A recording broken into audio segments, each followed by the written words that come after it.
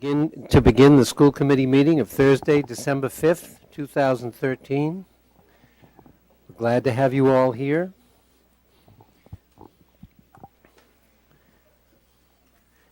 There is a calendar schedule for our subcommittee and school committee meetings for everybody to study.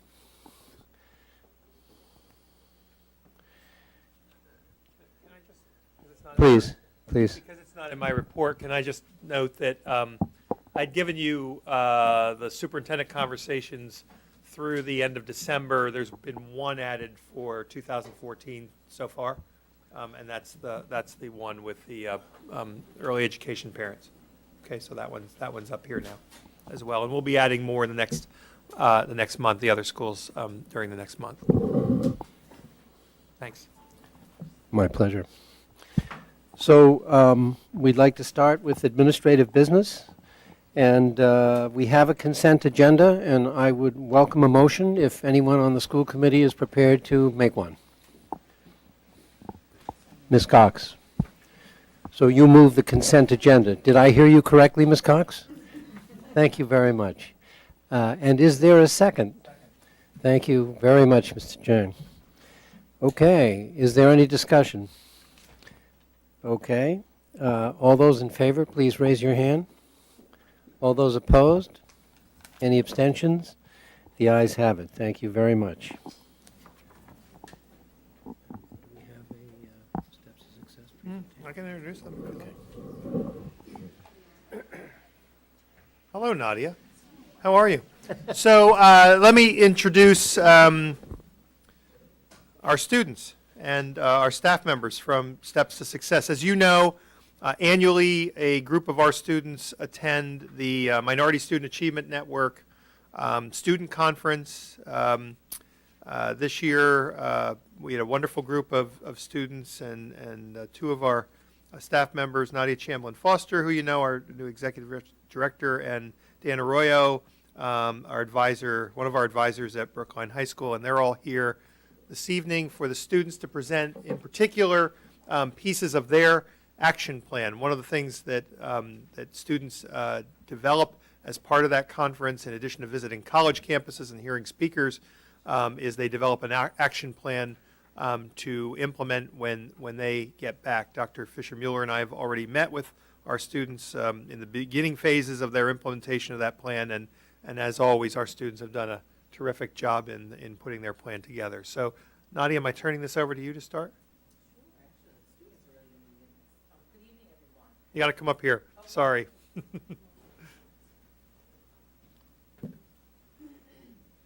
Hi, Dan. How you doing? Good. How are you? Good evening. Good evening, everyone. I have the great pleasure of introducing our STEPS and MEPCO students tonight that were representatives this past fall for the MSAN conference. Brookline has the great privilege of being a part of this network, and these you'll see and hear in just a moment the powerful voices and ideas and thoughts that these students have, and they just contribute so much to this experience and to really this coalition. So with that, I'll let them take over. Thanks. Okay. Right. Good You evening. need the mic because people at home are watching it. All right.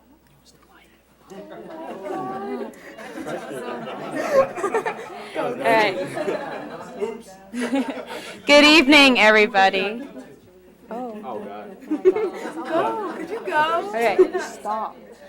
Okay, good evening, everybody. So, as Nadia had said, we're the students that had the opportunity to go to Amherst, Massachusetts this past fall. We're part of the Minority Student Achievement Network conference. It's national, and my name is Leslie Balanzar. I'm a senior. My name's Karina DeRosa, and I'm a junior. I'm Yured Kostu, and I'm a senior. The other guys don't say their name up here. We won't. Oh, go ahead. I'm Caramel Cereal, and I'm a sophomore. I'm Gianna Gray, I'm a senior. I'm Sue Karras, and I'm a senior as well. Past September, we went to a national conference with 23 school districts. While we were there, we discussed the achievement gap between students of color and white students. And while we were there, we had multiple speakers that educated us on the achievement gap. We had tours of colleges and universities. And after the tour, every district had to present a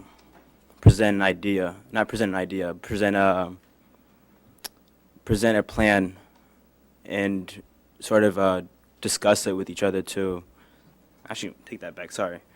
We had present ideas to help the achievement gap, and from every district would take in ideas to help their own district, and after that we got into our own district to present ideas we took from, so we took ideas from other districts to present to you guys, so yeah.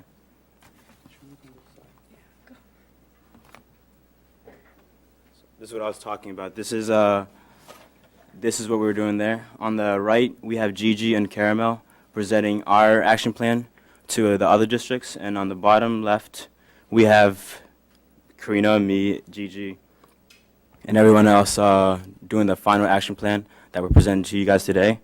And on the top right, we're just over there, getting presented the action plan from other schools. Okay, so at the conference we had multiple speakers, one of them being Calvin Terrell, and he was very inspirational and very touching and moving. He talks a lot about race, stereotypes, and brainwashing, and we as a group want to bring him to Brookline because we think he would be very powerful and he would have a great impact on the things that we don't like to talk about, and a lot of people try to sugarcoat things, but he is a person that won't sugarcoat anything, and he'll put it all out there.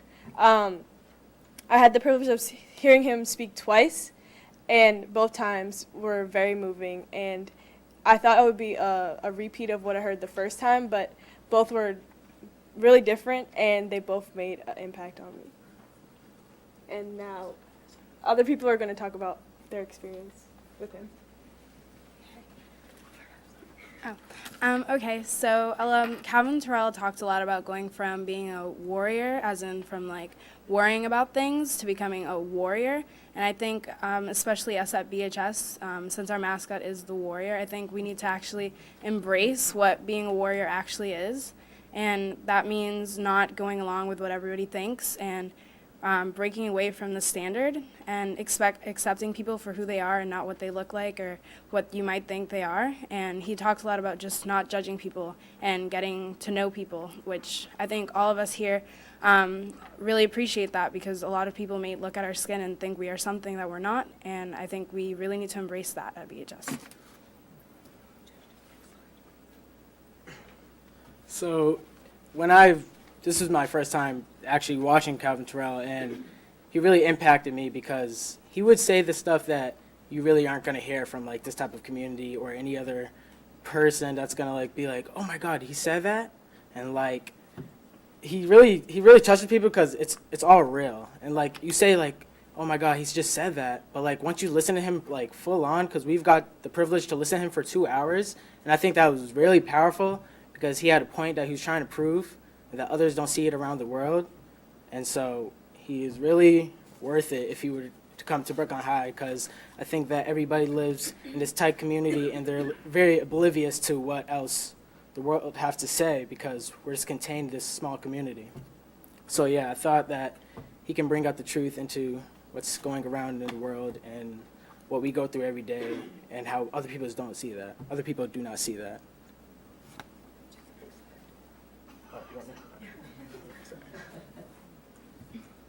Okay. As a group, when we created the action plan, we came up with the idea of a tutor program. We want to take the Steps to Success students and MECO students and meet with them twice a week to help them with all their academic subjects. We want to pair the 10th graders with the 6th graders because we believe that the younger the student is, the more influence the 10th grader will have on them. And we want to influence success on the students, obviously. Inc., Invest in Kids, was a tutor program at Boston College that was once a week, and unfortunately only for the wintertime. The tutor program, how it helped me a lot and had a huge impact on me because it gave me the support that I needed that I didn't get at home. And I could see a significant improvement in my grades. I just really wish that this program was longer because it was a great opportunity. By supplying these students with a support system at a younger age, they are able to be more successful with dealing with a lot of things like time management, their work ethic, and school overall. We want to have this program at a younger level because programs that are provided for us don't supply long-term relationships, as Masood said. By pairing these high school students respectively with elementary school students, we are giving back as high school students. We're securing a successful future and for the children. We want to take the Invest in Kids program and use it as a model for our tutoring/mentoring program, but extending it further to build these relationships as they progress. And by continuing this program for several years after, we will be able to provide generations of success and eventually closing the achievement gap. And with this program, we will be able to do that for our community, but we're going to need your help.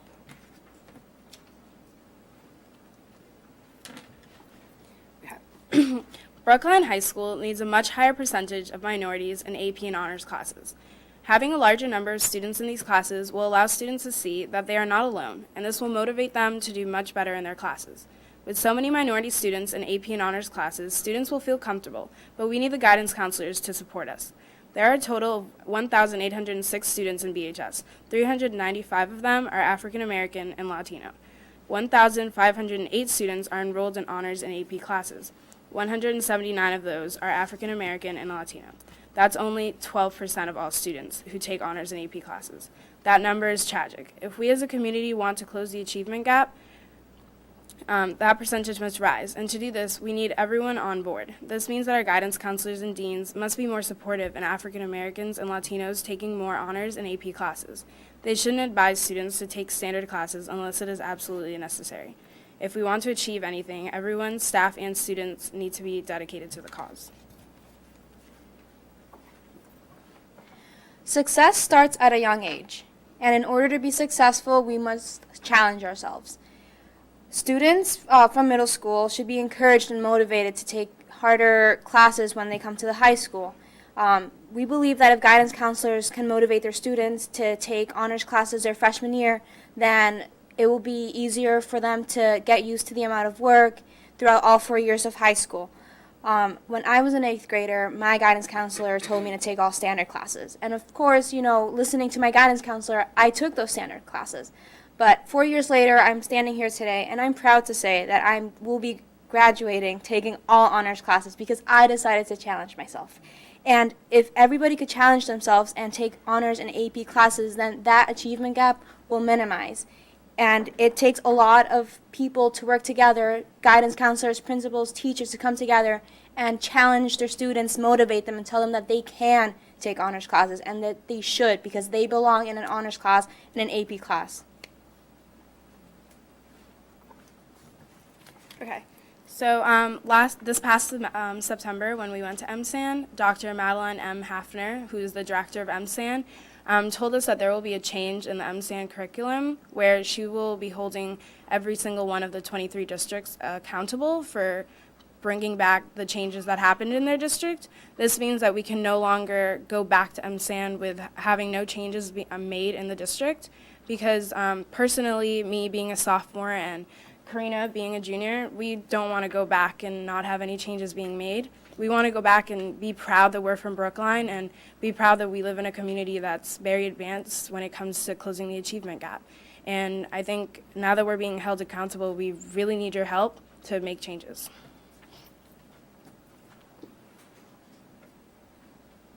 So hello, my name is Dan Arroyo. I'm the Steps to Success High School Advisor, and this is my first year, and I had the privilege and the honor to go to UMass Amherst in September with Karina and Yared and Gigi and Masood and Leslie and Caramel.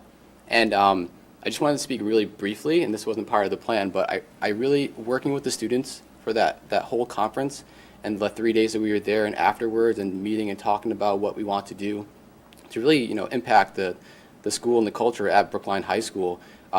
the video that we had about Calvin Terrell, we understand and we know that there's some language there that is challenging, it's offensive, but again, I'm up here speaking on behalf of the students that I work with and I care about, and I'm only saying this because I saw how moved they were by listening to Calvin Terrell speak. And we didn't just sit with this gentleman for one day, but he was with us for almost 2.5 days, and he really inspired a lot of us to change our ways and to become warriors. Some of the words that he uses in the video, I'm obviously not going to say it now because that would just defeat the whole purpose of not playing the video. But I do want people here to be, and people who are watching, wherever you're watching from, to understand that these are the words that we live with every day. And I grew up in public housing. I grew up on food stamps. I grew up in the same situations that the students I care and advise grew up and are growing up in. And we don't have the privilege of people giving us a warning before they use the words that hurt us. And it's something that we've seen that we still live with now, and that when we walk around the community, I've heard, you guys haven't shared this, but I've also heard during some of the football games that some of these words were thrown around during the game from other players. And my students come back and they talk about it in the STEPS classroom, and they're hurt, they're angry, and they're upset. But sometimes when they're standing in front of advisors and counselors and vice presidents and superintendents, they're a little reserved to really say how they speak or know how to say their words. So on behalf of them, I thought it was important to at least let you guys know that our students really are hurt by the words that people use in this community and the communities all over the world. And the video, we really encourage you guys to take a chance later on at home and just watch it. Go through 8 minutes of what the video clip is and see what these students saw for 2.5 hours. And at least at that point, you'll know that, or you'll see some of the messages that were relayed to us. And we didn't want to offend anybody, but where we live and where we come from, it's just a reality of the situation. And we just want everyone who's watching to understand why we chose this video and what we wanted to relay in that message. So again, we don't want to offend anyone, but we do want people to understand what what we go through when we live. So thank you all for your time. Are there questions? Oh, we're not finished yet. Okay, sorry. Are you all willing to answer questions? Yes, of course. Okay.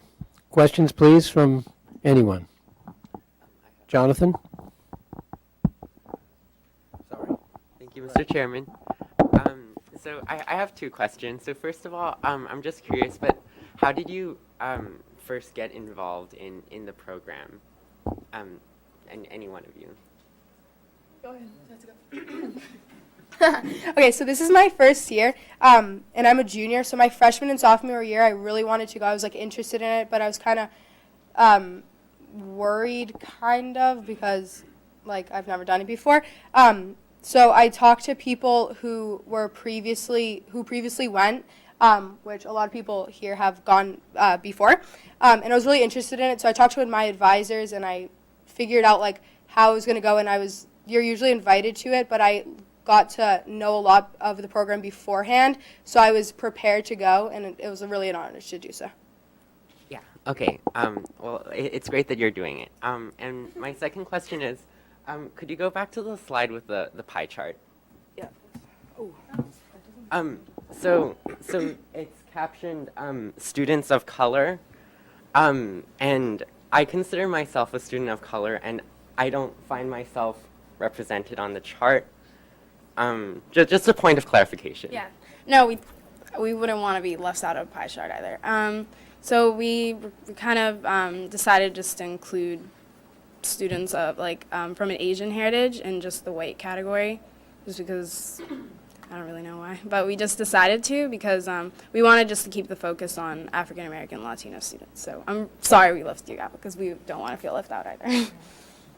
Oh, never mind. No, go ahead. I'll just clarify really quickly. The data is actually, we did include Asians in the total data of 395 students that were taking the honors AP classes. We didn't slice it off in this pie chart, but that's including all. I guess the students want to really emphasize the 2 minority categories, and like you said, I 100% understand what you're saying, but it is included in the total data. So it's 395 out of 1,506 students are taken. That's the split. Do you understand that? Yeah. That makes sense. Well, thank you. Ms. Titkoff. Thank you, Mr. Chairman. I mean, other way to do is just write non-African American Latino, since there are multiple people in there who would not consider themselves white, I think.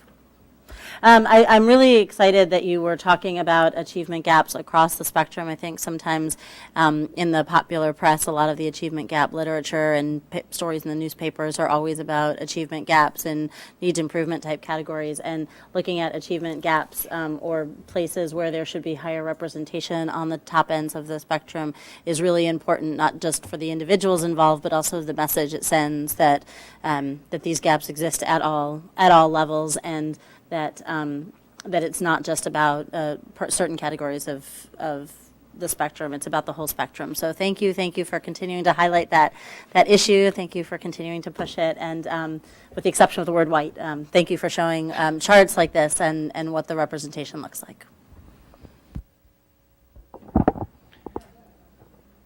Ms. Stone. Thank you, Mr. Chairman, and thanks to all of you. It's been great to have this trip and the experience with the MSAN conference, and to have you guys come back to us each year with things that you want to put into action. And so I also want to thank you, Dan, for what you said about the video and why. It's not, because I think when we say that some of the language might be offensive, it doesn't really convey the nature of what's being said, and the fact that sometimes it's words that are offensive, but the message is still really, really important to hear. So I hope we will be able to see that video later individually if we choose to. So you guys have said, I heard a few different things that you said you'd like our help on. One is bringing Calvin Terrell to BHS. The other is with things like 8th grade guidance and emphasizing honors and AP. And there was probably one more that I didn't actually jot down a note on. But so my question to you is, how can we help? Let me give a piece of that. So when we met, I did commit to having a conversation with Claudia Delano in adult education, as we've been talking for a few years now about a series. They used to offer a series of superintendent-sponsored sort of forums there, and we did talk about doing that, and we did talk a bit about possibly including Calvin as one of those, in one of those. So they come in and meet with students and maybe do a community presentation as well. So that would be fantastic. So on the other programmatic action items, I know one of them was about pushing down into the younger grades, the whole idea of looking at guidance, which is a larger issue, I think, in terms of professional development and other things that we do. But in terms of your action items, you feel like you can't do them alone. I certainly understand that. And the question is, what kinds of support, what kinds of things do you think need to change in order to be able to put your goals into action? So I think one of the biggest things is making sure that what we plan to implement stays, and we don't want it to go for like 1 year and then have it stop. So I think you guys can help us make sure we're on our game and making sure that we like are doing our job and we keep it in Brookline, and also with guidance counselors, principals, they are on board with what we're trying to do. So does that make sense? Okay, good.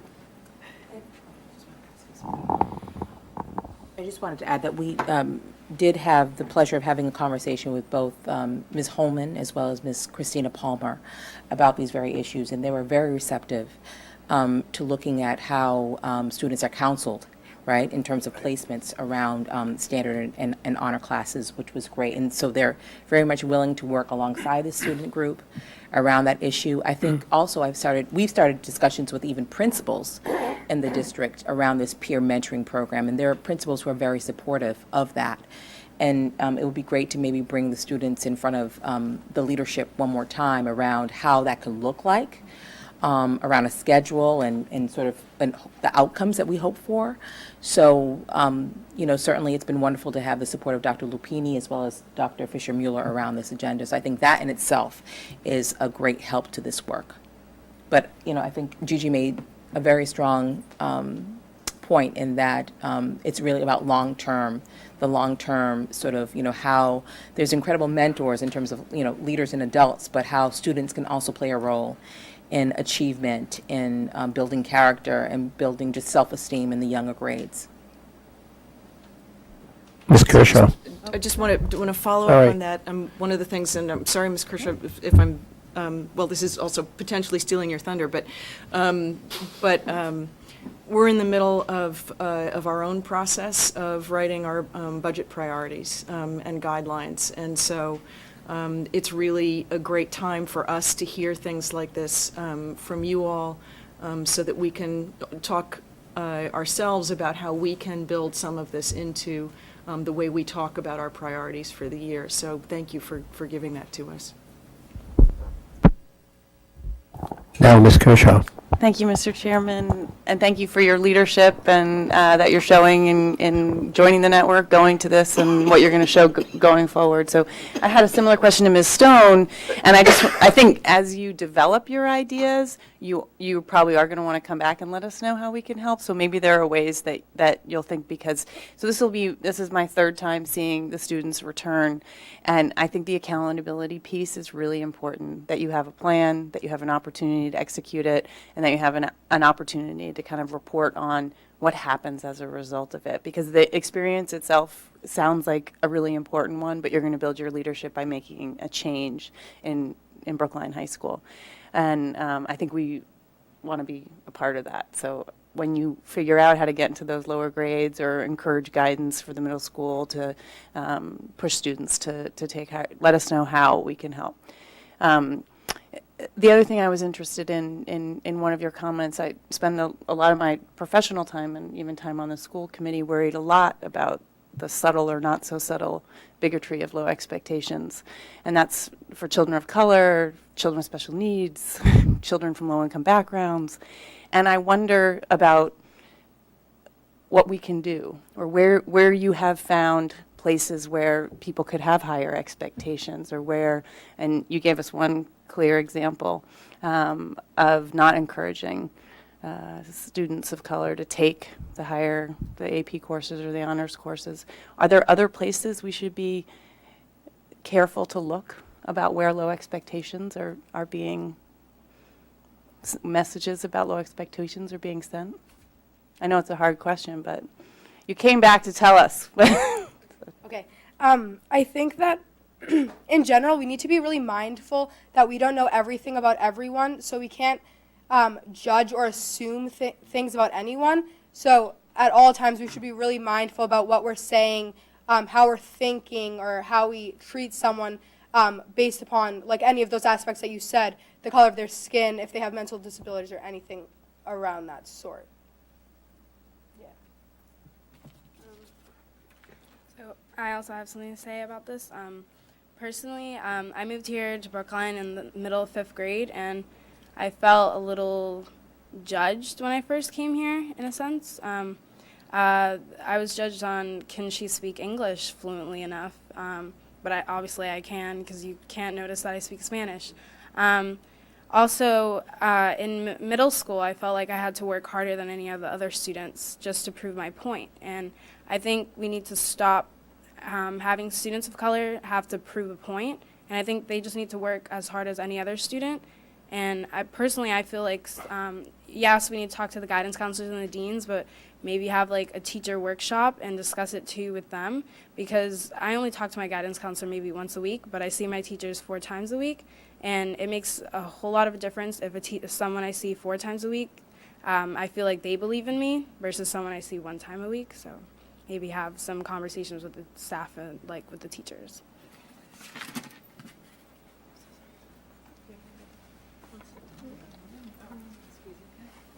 Dr. Fisher-Muller. I just wanted the opportunity to thank this group. As Dr. Lupini has mentioned a number of times, it is a pleasure to always meet with the group that goes to the MSAN Student Conference. But there has been something that is significantly different and special about this group, and that is they stood here and told you what they are going to do and what they wanted to do. And every other group that has come before us with great wisdom has told us what we needed to do. and we listen to them and we learn from them. But these folks are saying, we are taking responsibility to make these changes that we've identified, and went even further to say, please hold us accountable because we want these changes to be long-term. And that is new and admirable, and absolutely a characteristic of warriors.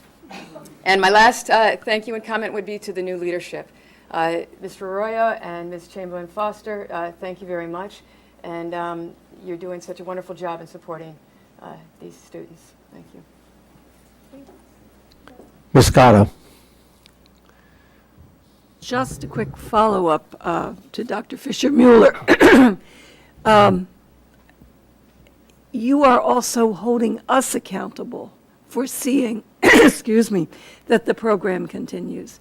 And that's a real, that shows your level of awareness, your level of maturity. It is not often that high school students will come to the adults and say, this is what we're doing this to make a difference.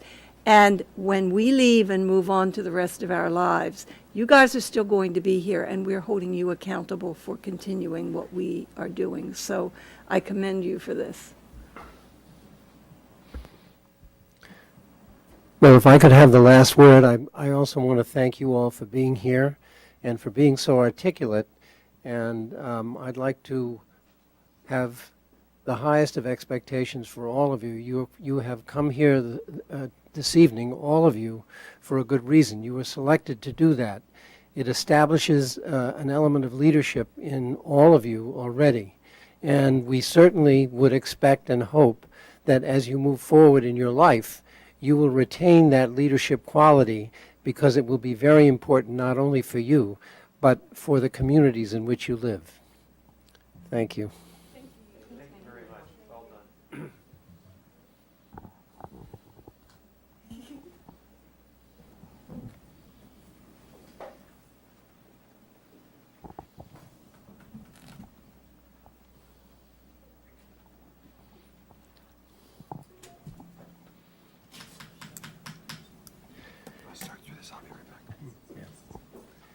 So, ladies and gentlemen,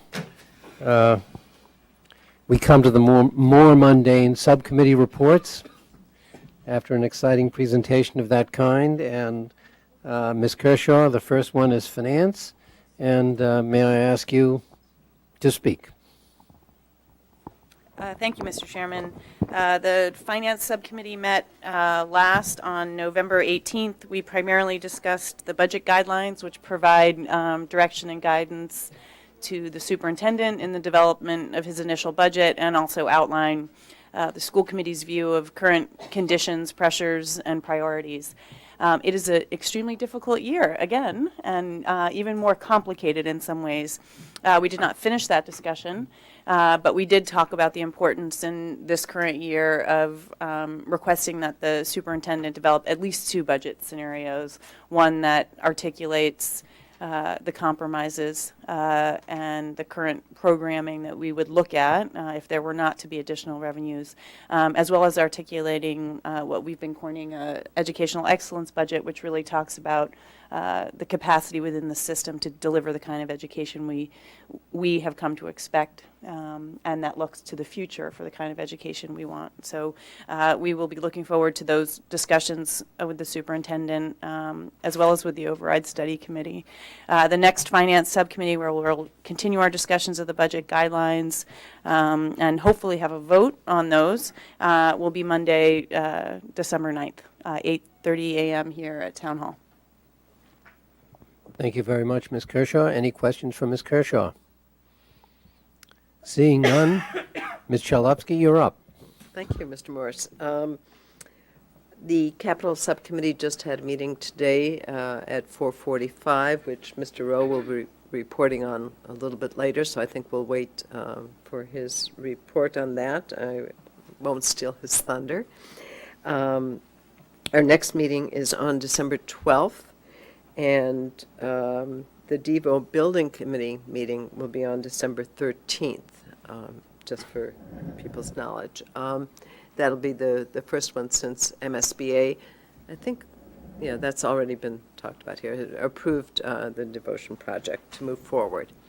I don't know, Ms. Stone, if there's anything more on the modulars, if the bids have come in.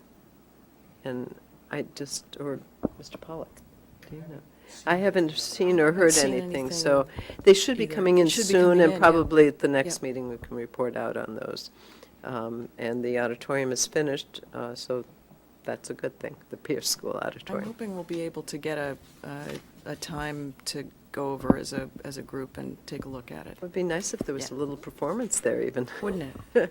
I think that may be asking an awful lot, but That might getting be. over there to see it is That probably might possible. be. Well, and that's all I have to report unless there's somebody else from the committee has something more. We're trying to schedule a committee of 7 on the Pierce Electrical. I think that's the only thing that's. They've already gotten It's to been you done? for that? That's right, that's right, that's right. Yeah. Okay, So we'll move forward with that. perfect. All right, and Thank you, Ms. Jalewski. Ms. Gatto, curriculum. Yes. Tonight, after Capitol and before the school committee meeting, the curriculum subcommittee met, and we looked at the programmatic implications of our long-term budget issues. And what I would say is this is a conversation that is just beginning, and it's one that will continue. In addition to that, I would like to report that the next curriculum meeting will be on December 10th at 10:30 in the morning. We will be discussing Strategic Plan 2.0, the vision, the mission, the core values, and the goals, and we hope to see lots of you there. On December 19th, from 5 to 5:45, we will have our first school improvement plan meeting of the year, which is right before the school committee meeting that night. And Deb Holman from the high school will come to discuss the school improvement plan for the high schools. So again, we invite all of you to attend. Thank you, Ms. Gatto. Ms. Stone, government relations. Thank you, Mr. Chairman, and with apologies to the committee, I do not have a full list of legislative priorities to do a first reading of. We did have a very good meeting on Thursday, November 14th, to discuss a preliminary list, and out of that discussion, we came to the conclusion that will be written up as priorities, that we needed to prioritize to keep it focused. We've gotten a lot farther with our legislative delegation by really focusing in and not giving them a laundry list. And so the committee that met felt that we should have 4 things on that priority list. The first is to continue to press the issue of special services health insurance legislation. That's the legislation that has been introduced on our behalf and endorsed by the MASC for the last 2 years concerning medically mandated services in IEPs being covered by private insurance instead of covered by school districts. It's a significant cost, and there is, again, that's going to be a long-term endeavor, but it's great. We have more support for it now among our colleague communities and the MASC, and so and it has been reintroduced onto Beacon Hill by our representatives. So we'll continue to push that. Reintroducing the legislation around the changing the trigger for circuit breaker, and also trying to get transportation into the circuit breaker calculation. Again, we've been pressing these for many, many years. These are long-term advocacy plans for us, and we hope to continue to make some progress on that. We wanted a third priority area to be about state-level support for programs that are very important to the work that we do in the schools. So we were hoping to put together under that METCO, early childhood and kindergarten, all 3 programs that receive state support that is terribly important to our ability to be able to implement those programs the way we would like to implement them. and for which we have struggled in particular in the last couple of years as the subsidies from the state for those programs has reduced, puts us in a very difficult position. So we are going to try to emphasize with our legislators how badly we need those programs to receive robust support so that we can go on giving them our robust support.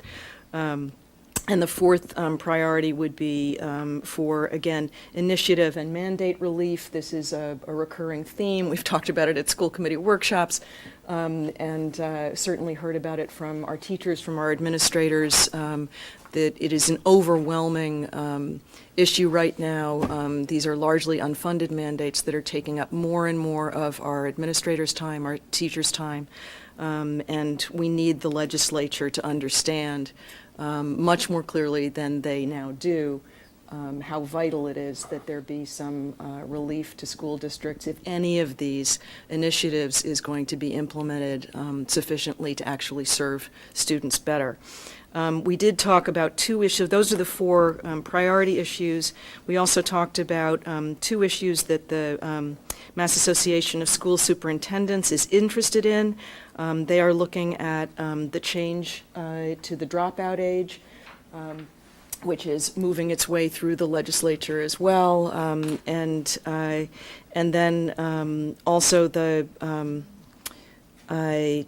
discipline age. Dr. Lupini, can you remind me what that is? No, not the discipline age. It's Act 222. It deals with expulsion and requirements for school districts to provide educational programs for all students when they've been expelled. And the issue, and there is now a report out that I can share with the committee if you'd like to see it, that I understand has been published on the cost of all this and what the anticipated cost is to be. As you may or may not know, this has already been found ruled on as an unfunded mandate, and that's the issue here. So I'll share that report with you. There may be something there that you want to see or utilize in this. Great. Thank you. So the in the subcommittee agreed that we should mention those in our document to our legislators, but they didn't rise to the level because we hadn't had a chance to discuss them fully. They didn't rise to a level of the four priorities that we wanted to put forward. So with the committee's indulgence, what I would like, since I didn't have language for you tonight, but certainly we can, if there are questions about those priority areas, happy to discuss them here.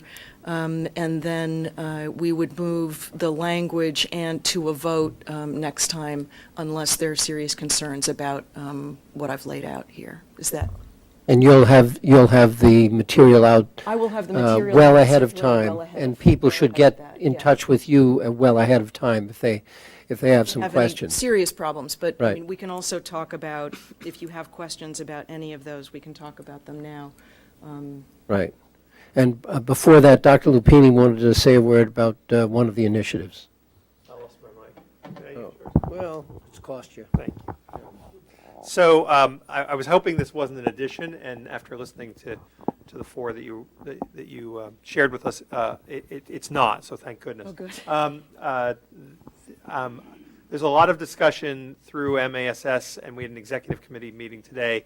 We were with the director, the commissioner, from Early Education and Care, and he talked with us quite a bit about, I believe, something that was put into the governor's budget last year, which I know is going to come out of Secretary Malone's recommendations this year around and it's specific to the early education piece, about the potential inclusion for public school systems of students in early education in the Chapter 70 formula as a specific piece.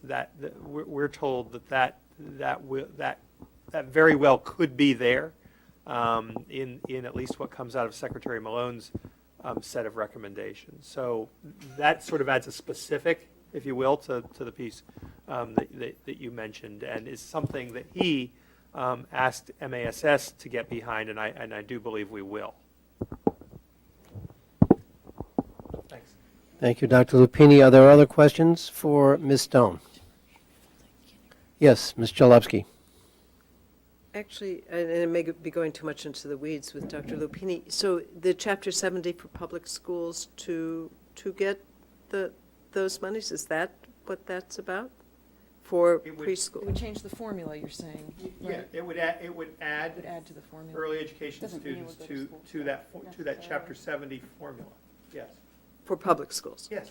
Okay. That's what, Therefore, encourage the creation of programming, of quality programming in public schools. Yes. right. Excellent. Thank you. This is probably way too early to speculate on We're way past this. my knowledge level of this. No, right now, so- I'm just thinking that, if you think down the road about the implications of that kind of a change, it also suggests that agencies like the MSBA might eventually think about including early childhood spaces into their reimbursement. So, thank you for that. Another topic that we spoke with the commissioner about today had to do with the reimbursement on spaces in schools for early education classrooms. He was very interested in the 3 or 4 of us in the room that have had those conversations, had conversations with MSBA that have not gone well, that have not resulted in funding, and expressed a willingness to partner with us around speaking with them about their regulations. So, yes. Great, that's excellent. Ms. Ditkoff. Thank you, Mr. Chairman. So at the risk of continuing to drive past our headlights, so to speak, one of the questions that came up in the Override Study Committee. Greatest phrases. I'm sorry? You have the greatest phrases. Yeah. Optics, yes. Well, yes, then they're all thrown at me every time I use them. Thank you, which I appreciate from my colleagues. I think it's time to be off of the school committee. Override Study Committee has asked, in some of its subcommittee conversations, has asked whether or not there are things that we, as a school committee, have advocated for that may not be immediately obvious or part of an immediate plan, but things that might require home rule or might require changes in policy or legislation. The one that we spoke about at length is the one about medically fragile students. That was an extensive conversation with the Override Study Committee. I expect it will continue to be because there were a number of members of the Override Study Committee who were particularly interested in it, and our reaction was, it would be lovely to continue to advocate on that issue if the Override Study Committee wanted to come out with a position saying that was consonant with this. So I think the question back was, were there any other things like that? We don't need to answer it at the table at this moment, but just were there any other things like that that would either require home rule petition or somewhere where the Override Study could make a statement that certain costs are unduly afflicting the town, the schools, that sort of thing. So it was just more of a call for ideas than a specific question. So we've offered a few of the ideas that we explained sort of how we advocate to our legislators every year about different funding formulas for Metco and other things, and how in circuit breaker. And so we explained what we do, and I think the question was just, well, what else is there? So anyway, it's an open question for us, and we should treat it as an open question, as a request for education on their part. So I think this is a great start, and if there's anything else, there's an open door on that from committee members. I think it's just important to emphasize for that group, as well as for any other group that poses the question, that for the last many years, especially since the economic downturn in 2008, we have been focusing very, very closely on legislative initiatives that addressed large budget items, cost items in our budget, for which we saw revenues either disappearing or decreasing, and that we were thus asking the taxpayers of Brookline increasingly to step up and fund on their own. And so that has always been our focus, as I said, certainly since the economic downturn. So this list of 4 priorities are 4 big money issues, and it would be lovely to have the Override Study Committee's support for those initiatives. So anyway, it was just more of an open invitation. Yeah. Thanks. Yes, Ms. Kershaw. For the chairman. I just think, for the record, I wanted to mention, I've been a little bit involved in those Chapter 70 discussions, and I think it's important that there isn't a misperception that the Brookline School Committee is advocating that the Chapter 70 formula is adjusted so that all of the funding goes to the public schools. The conversations have really been around foundation formula, recognizing enrollment of preschool and the need to recognize early childhood within the foundation formula or within a formula like the foundation formula, but potentially to fund a mixed system of high-quality early childhood education. And I'm not sure that anything has been really decided or resolved, but I suspect that some of the language may be more broad.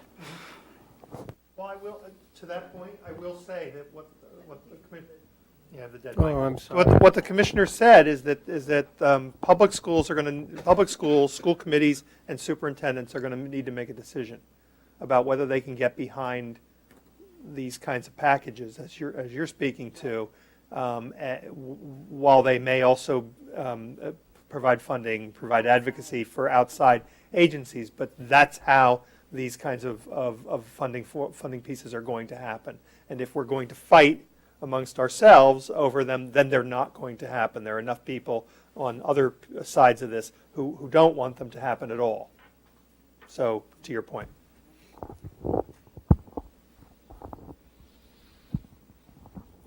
Ms. Stone, are you finished? If you're finished, would Yes, you thank begin, please? Thank you all for all of those comments, and I do very much hope to have the time to do the language on this and get it to you as soon as possible for the which will be effectively a second reading and vote at our next meeting. Great. Thank you. Negotiations. Negotiations has nothing to report unless somebody can remind me of something. We have nothing to report, Mr. Chairman. That's acceptable. How about policy?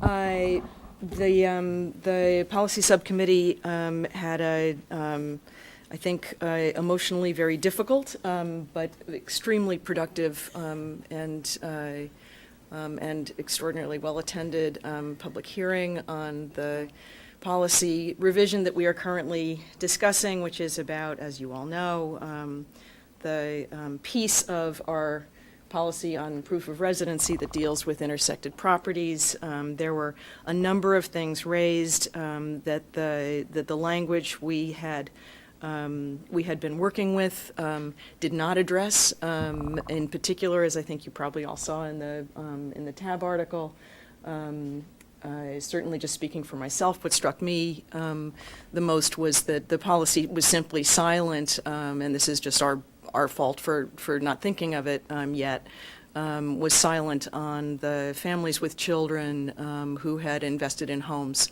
for the purposes of sending those children to the Brookline schools, but they're not eligible yet for the current language in the policy or what the draft we're looking at, because they're not yet enrolled. And so it is issues like that that we will certainly be taking up at our next meeting as we look at revising the language and trying to maintain, as I've also said in other venues, maintain the fairness to the people who moved into certain units with the full expectation of sending their kids to the Brookline schools, balanced against the fairness to the taxpayers in Brookline who effectively subsidize those who pay fewer than 50% of their taxes to Brookline for their properties. And this is a delicate balance, and we are going to endeavor to have a full conversation about it, and certainly what we heard at the meeting and what we've heard in writing both before and after the public hearing. And I do want to thank everybody who came to the public hearing and spoke to us. It has been extraordinarily useful and a good conversation around this issue.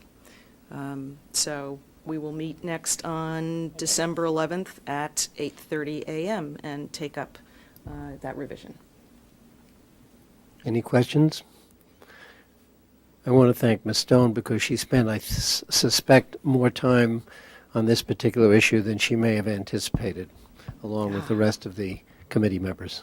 Oh, and I just want to say, if anybody's listening who has written to us about this and has not gotten a response yet, you will get a response. I am making my way through those letters, but I didn't want anybody to feel like they weren't going to be responded to. You absolutely will hear from us. Thank you. Ms. Ditkoff, anything from the Override Study Committee? Thank you, Mr. Chairman. So the Override Study Committee has been busy. I appreciate the fact that many of you have been in attendance for those many of those meetings. I appreciate the work of the both deputy superintendents, our assistant superintendents, our superintendent, for the support they're providing to the committee, and to all of you for the roles that you're playing in attending and talking about this with people in the community. So thank you.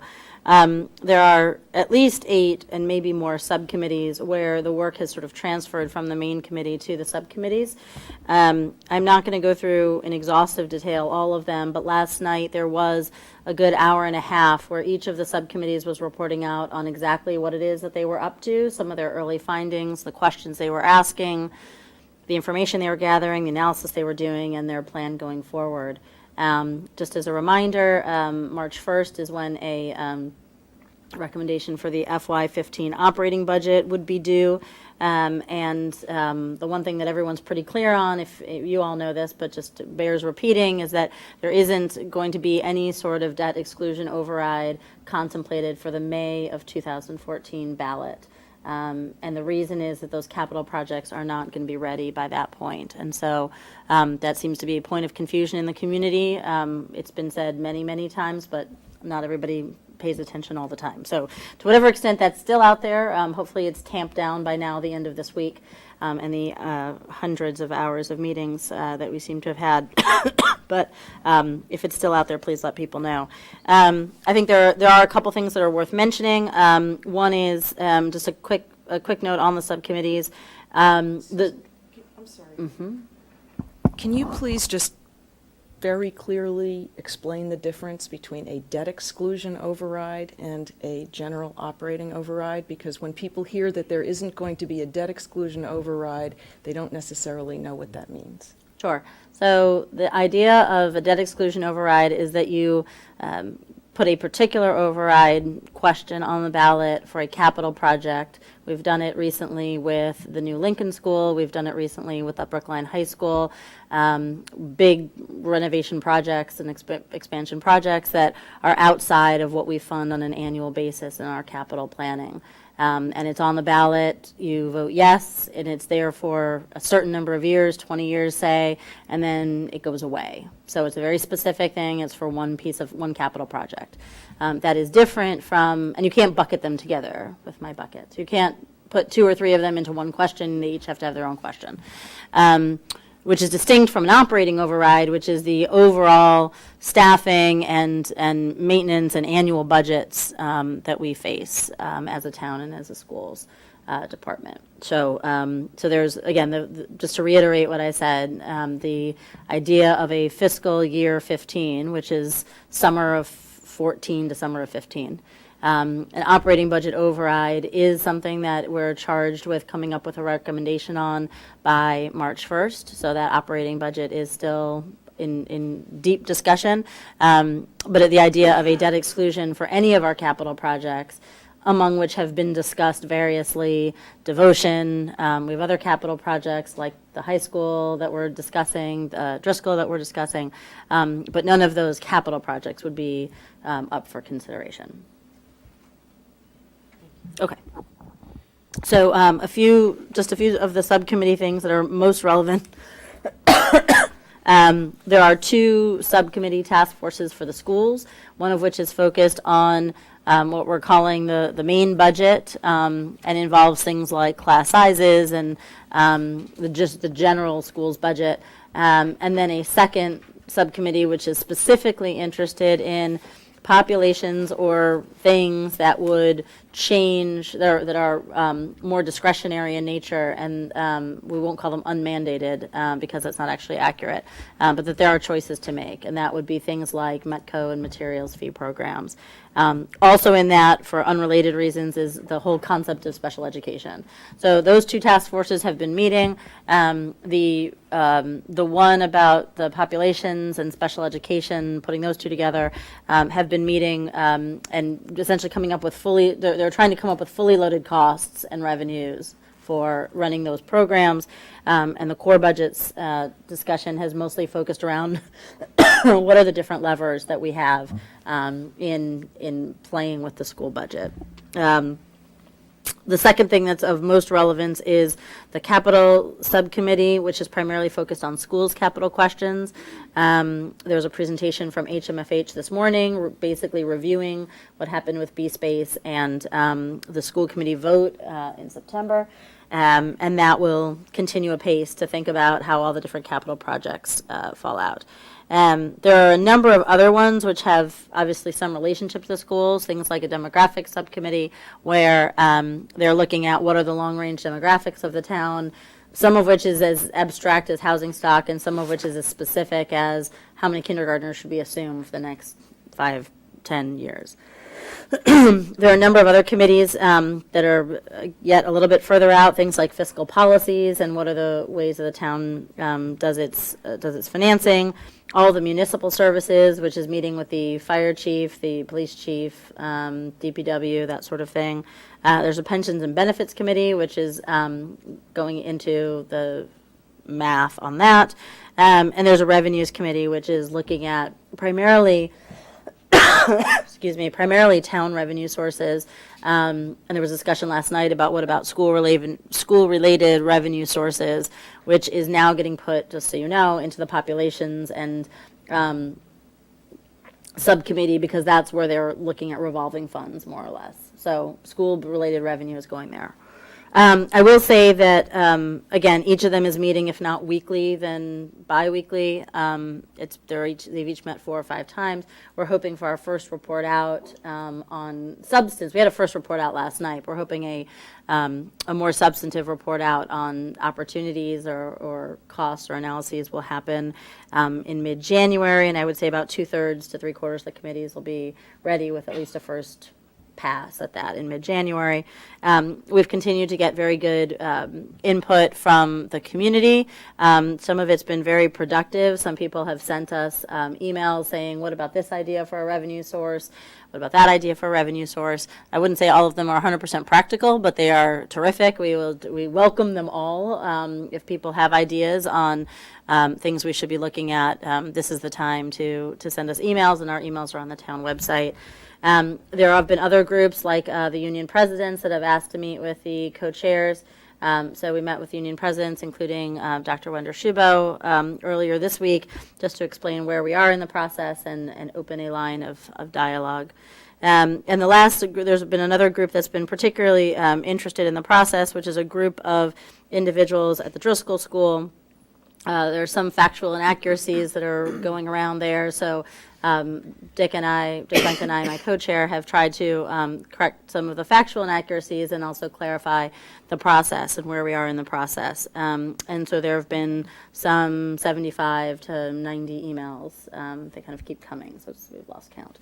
I would say about 3/4 of them are cut and pasted, and about 1/4 are original emails that people have written with specific questions or concerns. And the last thing I'll say overall, I'm sorry this is lengthy, the last thing I'll say overall is that it's clear to me that some of the things that have happened on the school side in terms of efficiencies over the last number of years have not been, the superintendent and I have said, consolidated in one place and made clear enough to the Override Study Committee. I think because there was an efficiency report on the town side, that there's a document that people look at all the efficiencies that happened on the town side. I think here where we tend to document them is in the superintendent's annual budget message, and there was also a document provided to the Override Study Committee that documented some of these things. But I think there's still a perception that doesn't exist, and so I think we just need to, we've been asked to provide that information again in a slightly clearer form, as well as ideas perhaps that we've been discussing for some time, and we would like to see pursued through our own financing, or our own finance and budgeting process, and educating the committee about those. So overall, it's been a good tone. I think for the most part, the committee members are just trying to get up to speed and wrap their arms around the tremendous amount of work that's been done from the 2008 Override Study Committee, from the Efficiency Committee, from the work we've done, from B-Space, from our various votes. And there's a tremendous amount that people are trying to get up to speed on. And I think it's terrific that we have volunteers who are working so hard to try to sort all this out and bring their lens and expertise. And so I appreciate all of you who have been helpful to them so far in their education process as they go through and learn and try to pull together their thoughts. So thank you very much for that. And by the way, I'll be on sabbatical from January 15th through March 15th. So good luck with everything. and I can't wait to see how it goes. Thank you, Ms. Ditkoff. Are there questions for Ms. Ditkoff? Brilliant job. No questions, Ms. Ditkoff. Are there additional liaisons, please? Yes, Ms. Scotto. This just is a very brief report from Metco.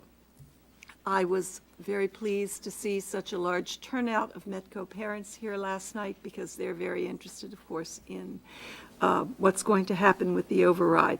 This is a new liaison position, and I have recently met with one parent representative, and we had a very productive talk about the program and what some of their concerns are and what their needs are. And I think this will turn out to be a good thing for all of us, having a liaison, that is.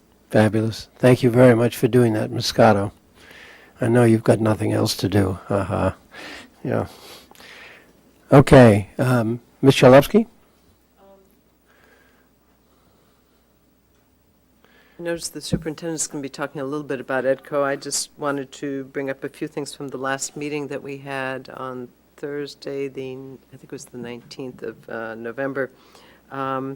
There was an audit that was done, as it's done every year, actually, at EDCO. And this year we had new auditors, but it was still a clean audit, and as it has been every year, too, at EDCO, which is really good. There were a number of suggestions for improvements in managerial software and upgrading of things, systems that both the executive director had wanted and they were recommending that should happen also. So those were all very positive things, I think, that will be happening in the next year. They're also looking at setting up some new programs, hopefully, that we can take advantage of. Part of the issue is what Dr. Lupini will be talking about later on, is where these programs are located. That's about all for the meeting. I think there wasn't. Dr. Lupini will talk about the RFP, and I think that's it. Thank you, Ms. Chalupsky. Other questions for Ms. Chalupsky? Okay. Thank you very much, all. Student report. That's you, Mr. Yu. Oh, I'm sorry. Did I miss public comment? I apologize. Anybody signed up?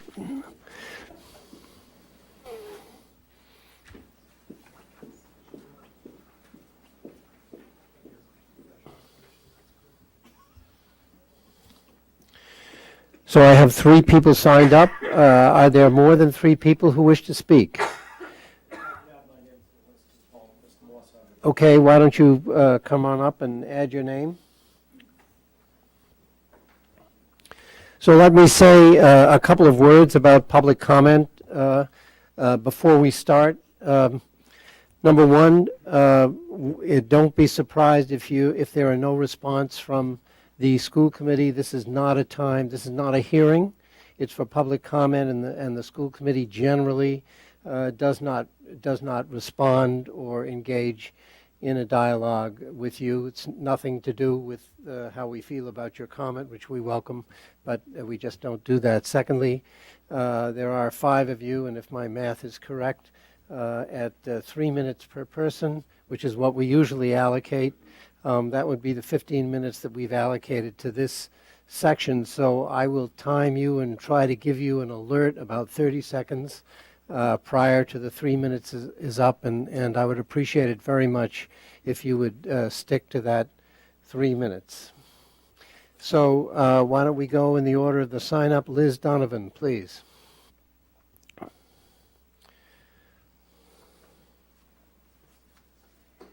And if you would state your name and where you come from, that would be helpful. Liz Donovan, and I live at 133 Westbourne Terrace, Brookline, Mass. Yeah. That's fine. Okay, so I'm really pleased to have a few minutes to be able to directly address you. My comments are related to the intersected properties proposal. I've emailed you, but I want to let you know face-to-face a little bit about my own story and a little bit about the other family's story, the people who are affected by this. So on May 31st of this year, my husband and I bought a condo in Brookline. We'd been looking for several months, for 18 months actually, for a condo. Our goal was to buy a place in Brookline because we wanted our daughter to go to a Brookline school, and we wanted us to be able to walk to a Brookline school. That was our entire goal, and we spent a long time trying to make that happen. The property we found is intersected by the town line, so we triple-checked that that was not anything that we should be concerned about. The MLS listing says the places in Brookline that we get to go to the Driscoll School. Our neighbors who live downstairs, their children go to the Brookline School. We also looked on the Brookline Public Schools website, and there's a tool where you can put in 133 Westbourne Terrace, and it pops up. You vote at the Driscoll, your child goes to the Driscoll, and it's all there in writing. But we actually took the additional step, and in April I called the office in this building and said, here's my situation. We can't take any chances on our life savings. Just can you, is there any doubt that my child will be going to the Driscoll School? And they said, absolutely not. This is where you're going.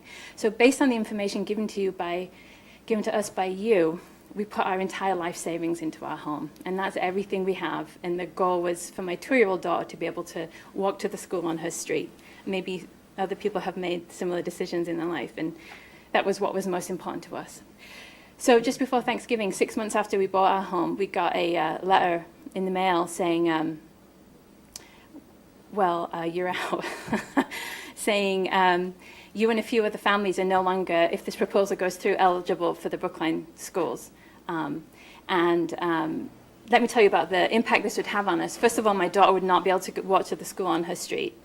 She would be the only child, or other children living in our building in the future, the only child who would be unable to attend the Driscoll School that's 0.1 of a mile from our home, walking on our street. And in fact, she wouldn't be able to go to any Brookline school.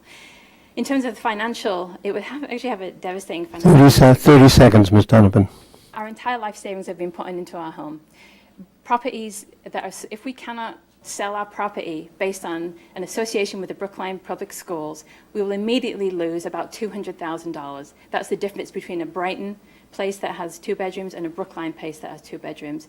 Can you imagine what that investment will look like many years from now, given that that was the money that we had intended for our daughter's college education?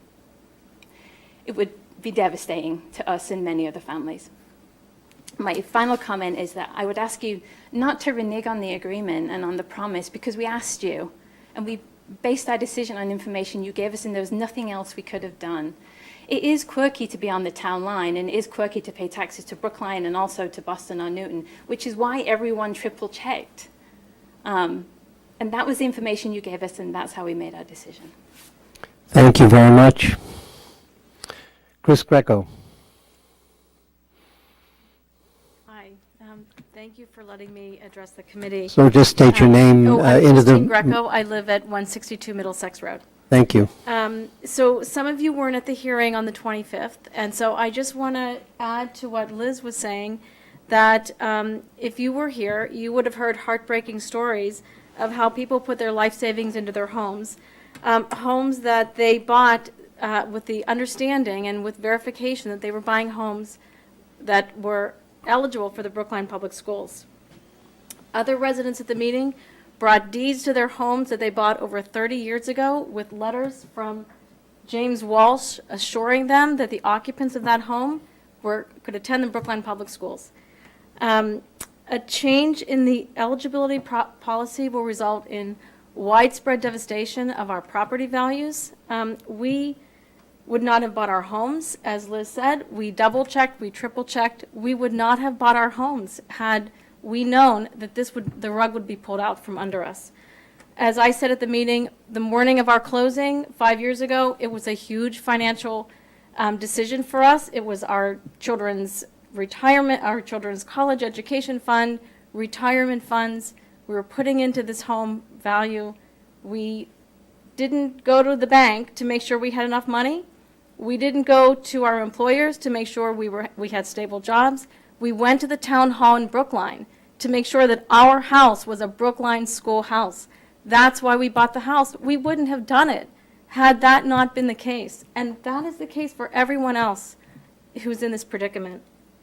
So as I said, this will result in widespread property value loss. It will result in financial devastation for many of us. We pay Brookline taxes. We vote in Brookline. We volunteer in the public schools. We are good members of the community. We're not trying to scam anyone. We add value to the community. This is profoundly unjust. It is profoundly unfair, and it will cause financial devastation for us. In addition, it will also divide and destroy our communities. I live in a wonderful community on Middlesex Road. It is centered around the local neighborhood Brookline School. We walk to school together, and a change in this policy will put a line down the middle of the road, and some children on one side of the street can walk to the Brookline School. Others directly across the street will have to take a bus miles down the road. 30 seconds. Thank you. At the meeting, many Brookline town residents came to that meeting in our neighborhood to show their support because they value their community, they want to protect it, they don't want to see it destroyed by a change in this policy. I believe that all of you people here are reasonable, fair people. I know you care about Brookline and the children and you want to do the right thing, but this is wrong. This change in policy is unfair. It is targeting families' financial future for very little gain to the public school. I urge you not to let this go through. Thank you very much. Laura? Sorry, I didn't try your last name. Hi, I'm Laura St. George. I live on 132 Middlesex Road. Thank you for listening to my thoughts. I understand that this proposed policy is being driven by the looming very large override that the town is going to be asked to vote on.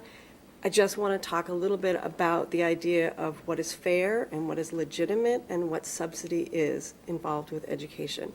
Public education is a collective endeavor, and subsidy is a big part of it. I've lived in Brookline for 15 years. I've had children in the school system for 5. I have subsidized other people's children for 9 years, 10 years. I currently pay taxes in Brookline. With this policy, I will continue to pay taxes in Brookline, I suspect. I don't believe the town will be telling me I no longer need to pay property taxes. I will then be asked to subsidize other children's education. In the school that my children currently go to, I'm in Heath.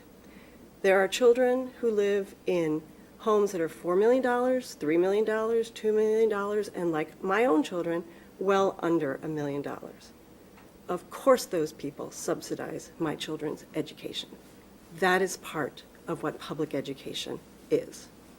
But I do pay taxes, and I should be allowed to participate in this public service. Are you saying, then, that somebody who lives in a 1 or 2 bedroom condo does not pay their fair share of the expensive education that this town provides and should not be allowed to attend the schools? Because that is the implication of this policy, one of them. I also want to make very clear that changing the language in this policy to allow people like Liz, who just bought their condo and whose children are not yet eligible to attend, to allow them to attend, is all well and good, but you will do nothing to address the impact that this has financially. The resale value of our properties will be dramatically impacted by this policy. And that needs to be heard by all of you who will be voting on this. And 30 seconds. Our lives. I think that we all understand that the exploding population in this town has a huge impact and is a very big challenge. You are our elected leaders, and we look to you to develop a well-thought-out, long-term, comprehensive solution. And this policy feels like a piecemeal approach to that, and one that is not fair. Thank you. Thank you very much. Kevin McDonald. Hi, everybody. My name is Kevin McDonald. I live on 133 Westbourne Terrace in the same building as Liz Donovan.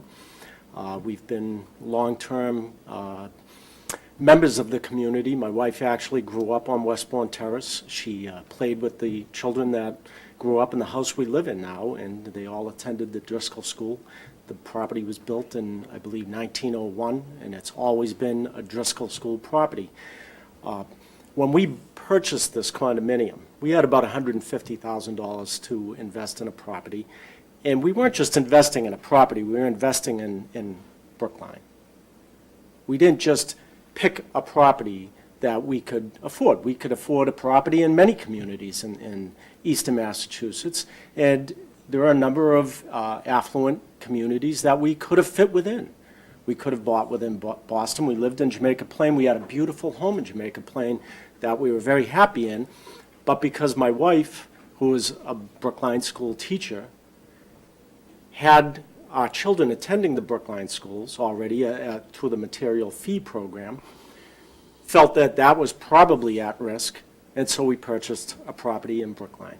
But as I said, we didn't just purchase a property, we invested in Brookline because it's a community that we believe in. Now, I grew up in Boston, I grew up in West Roxbury, and I've interacted with friends from Brookline since I was probably 12 years old. And I've always had an appreciation for the people from Brookline, and that's one of the reasons why I prefer living in Brookline over going back to my roots in West Roxbury, because it's a more diverse community. And I say we've invested in Brookline because my children have invested themselves. I have a son who is a junior at the high school. Last year he was the captain of the junior varsity lacrosse team. He's on the JV golf team. He absolutely loves his association, his environment here in Brookline. My 13-year-old is in the 7th grade at the Driscoll School. He, too, has incredible experiences in the town of Brookline. He plays every sport imaginable. I was late to this meeting tonight because I had to, he's at a futsal practice with a number of other kids from the town. But he's invested in his school. My son's invested in the high school. My wife's invested in the community. I've coached probably 15 different teams in the town of Brookline, and it's all because we wanted to be active members. 30 seconds. If we had thought for a minute that the $150,000 that we invested in the town of Brookline would be pulled out from under us, we wouldn't have purchased this property. We probably would have gone to a different property because we wanted to be in Brookline. But to do this is wrong.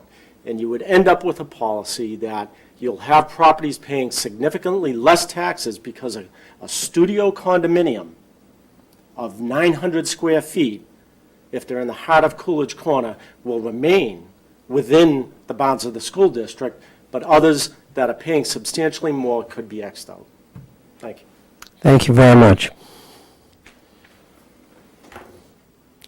Chris Dallas. Hi, good evening, school committee. My name is Chris Dallas. I live at 349 VFW Parkway. I'll keep this brief. I know it's been a long night for everybody. I just want to make a few comments. My story is very similar to everybody else's, so I'll save you the trouble with that. We bought our home just a year ago, and we have children that actually are not enrolled in Brookline schools quite yet. So quite frankly, we are impacted as much as Elizabeth Donovan is, because obviously the way the new revised policy is written, our children would be excluded from the school district. But the points that I want to make are really based off of, and Ms. Stone, I'm sure you know, I've been doing a lot of research on this and figuring it out, trying to figure out, what's driving this, and I understand you guys all have a difficult task as a school committee. I mean, you guys are the light for the whole community. The reason why property values are so high is because of the jobs that you do. As Christine Greco pointed out, you guys are the leadership that we look to. Ms. Stone mentioned that one thing when they started to develop this policy is that they didn't look at children like mine who are not yet of school age and how that would impact them. I'm not sure that the valuations of the property would be looked at. I know it's easy and cut and dry to say if your house dwelling unit isn't 50% in Brookline, then you're technically not Brookline. But I vote in Brookline, my driver's license says Brookline, my insurance is Brookline.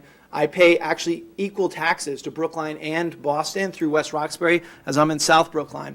But a couple things, the food for thought that I'm mostly directing here at the subcommittee and the other committee members is it will destroy the fabric. Middlesex Road, there's a home in my neighborhood on Woodcliff Road that would be the only home that would no longer be part of the Brookline community. And also, I urge the subcommittee to look at the property on Beacon Street as a completely separate issue from this. I know that my numbers that I've been reviewing and the numbers that the school department has and Rebecca Stone has given to us are completely different, and that building is an anomaly in itself. Please do not consider our properties as one of that. That is a rental unit that is in its own country. Besides that, the impact is 23 students, and only 18 of those are currently enrolled in the school system. 8 of them are high school students, which means the numbers are very insignificant. As Laura pointed out, we do pay taxes. We are part of this community. We are proud to be part of this community, and we look to you to please make the best decision. I don't think it's as cut and dry as the 50% policy. My home, for example, the majority of my land is in Brookline. I have enough land to build a second house there legally according to the building department. I pay, like I said, the equivalent taxes. Anyways, I do urge you to reevaluate this, consider these other issues. Also, one last thing, it opens up Pandora's box. If all of a sudden word gets out that 50% or less you're excluded, what's to say to the subsidized, the people who do not pay, who pay taxes and have never had children in the school system? What should they come back and justifiably say, I should get a 50% deduction since the Brookline budget, 50% of that is for the schools, and I don't use that? It's a public school system, and we want to be a part of it, and we want to be able to someday, whether it's 2 years or 30 years from now, sell it to the next family to enjoy the exemplary education that Brookline offers. Thank you very much. Mr. Dallas. Thank you.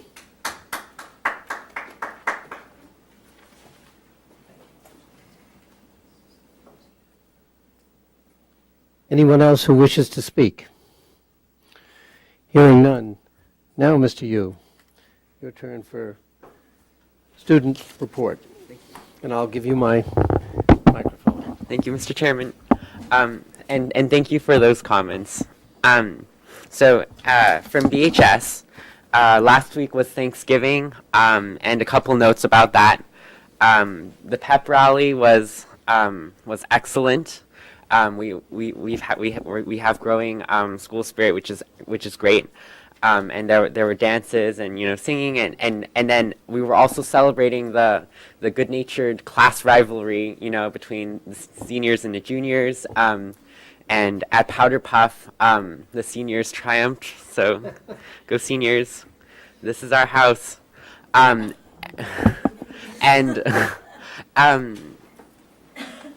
And then on Thanksgiving Day, Brookline High School won against Newton North High School, which was also a great victory.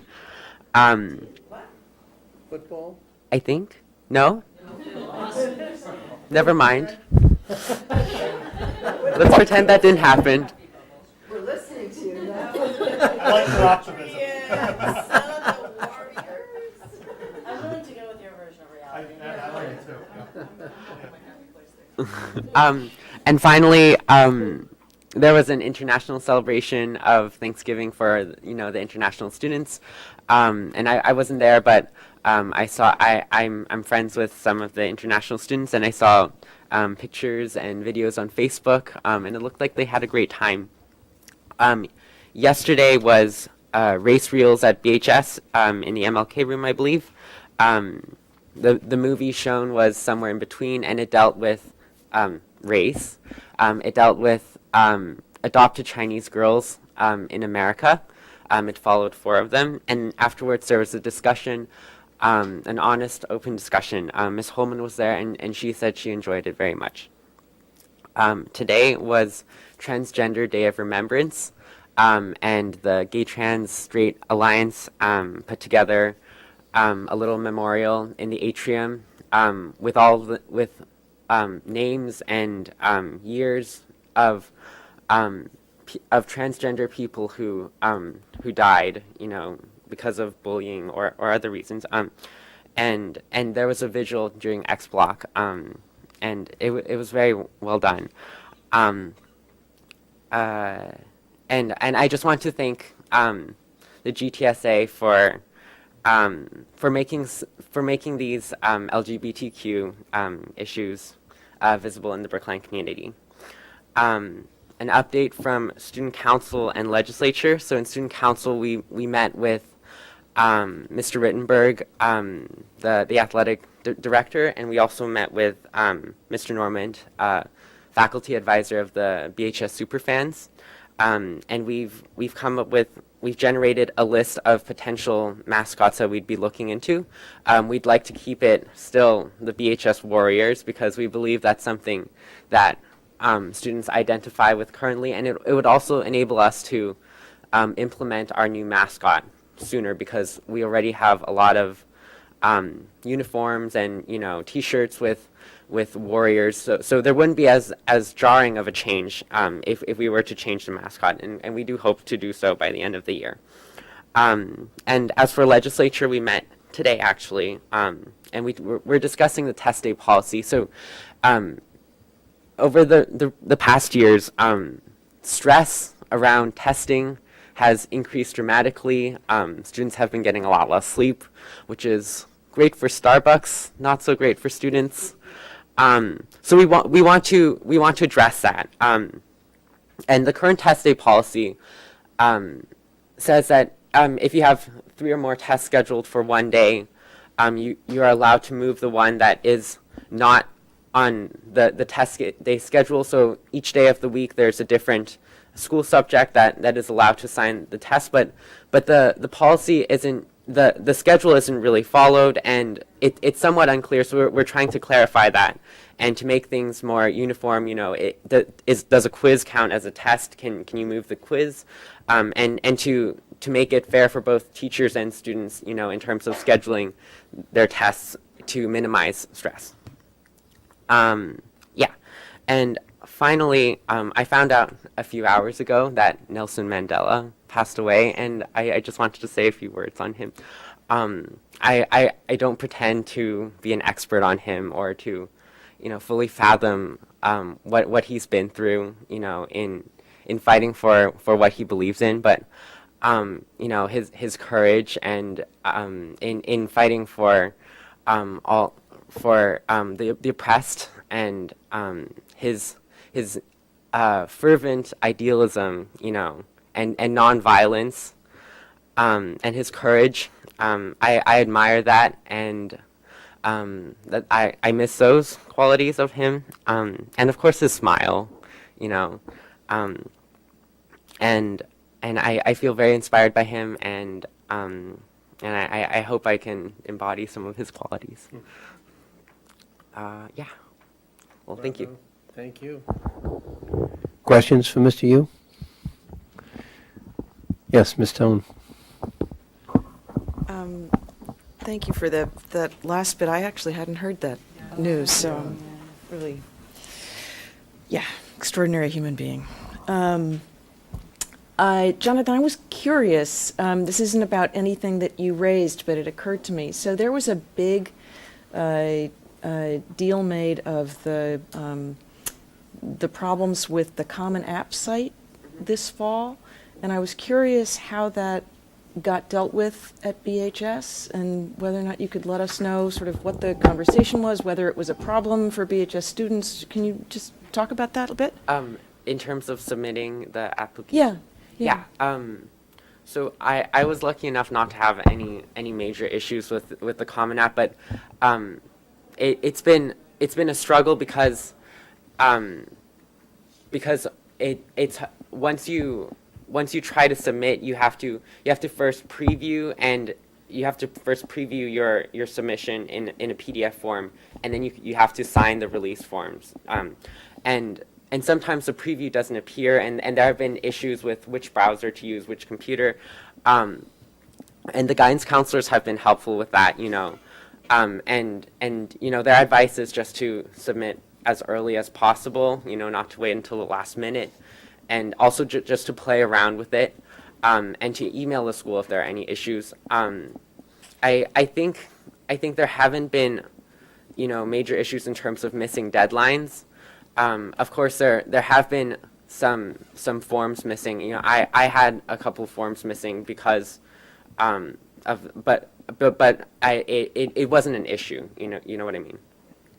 Does that help?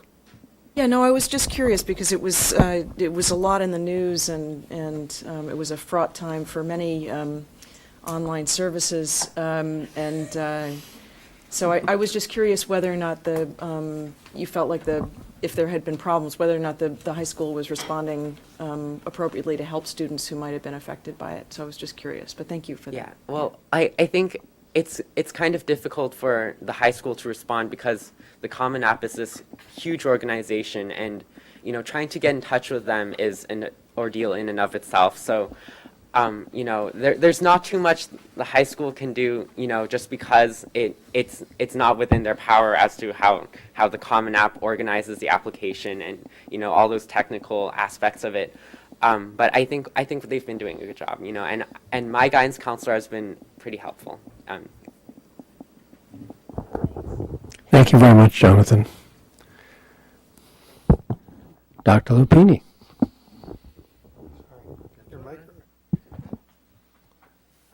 So you have a copy of this report. I just noticed, however, in the section of the park field test, you don't have a copy of the commissioner's letter, which I will make sure you do. Like I said, you have a copy of the commissioner's letter as well. Okay. So I've consulted with principals and coordinators on the park issue that I've spoken with you about a number of times, and also spoken with parents about at open forums, and reached a determination that Brookline will not double test students in 2014. That means that our students who will be in the sections and grade levels taking a park performance-based assessment will not participate in the corresponding MCAS test. This means, because park is a field test, meaning that this is an exercise in testing the test, that students in those grade levels will not receive a score report for either English language arts or math, depending which one they're doing the park assessment. They will, however, receive a score report for the other, because students will not take a park in both areas. We've been informed that the Department of Ed will calculate school accountability ratings in a way where they calculate it with the grade levels that are participating in park and without, and we receive the highest score. So I actually want to give the department credit for the work that they've done with the Superintendent's Association and other groups in order to come up with a formula that I think works. We've run into a bit of a problem that principals asked me to try to solve, and that is that in our 3-section per grade level schools, because we have 2 sections in each situation being taking park as a field test, we're left with 1 class that's participating in MCAS, and principals would rather that not be the case. And so we have submitted each of those situations where we have 2 of 3, not the 2s of 4, because we thought at least we have 2 classes there.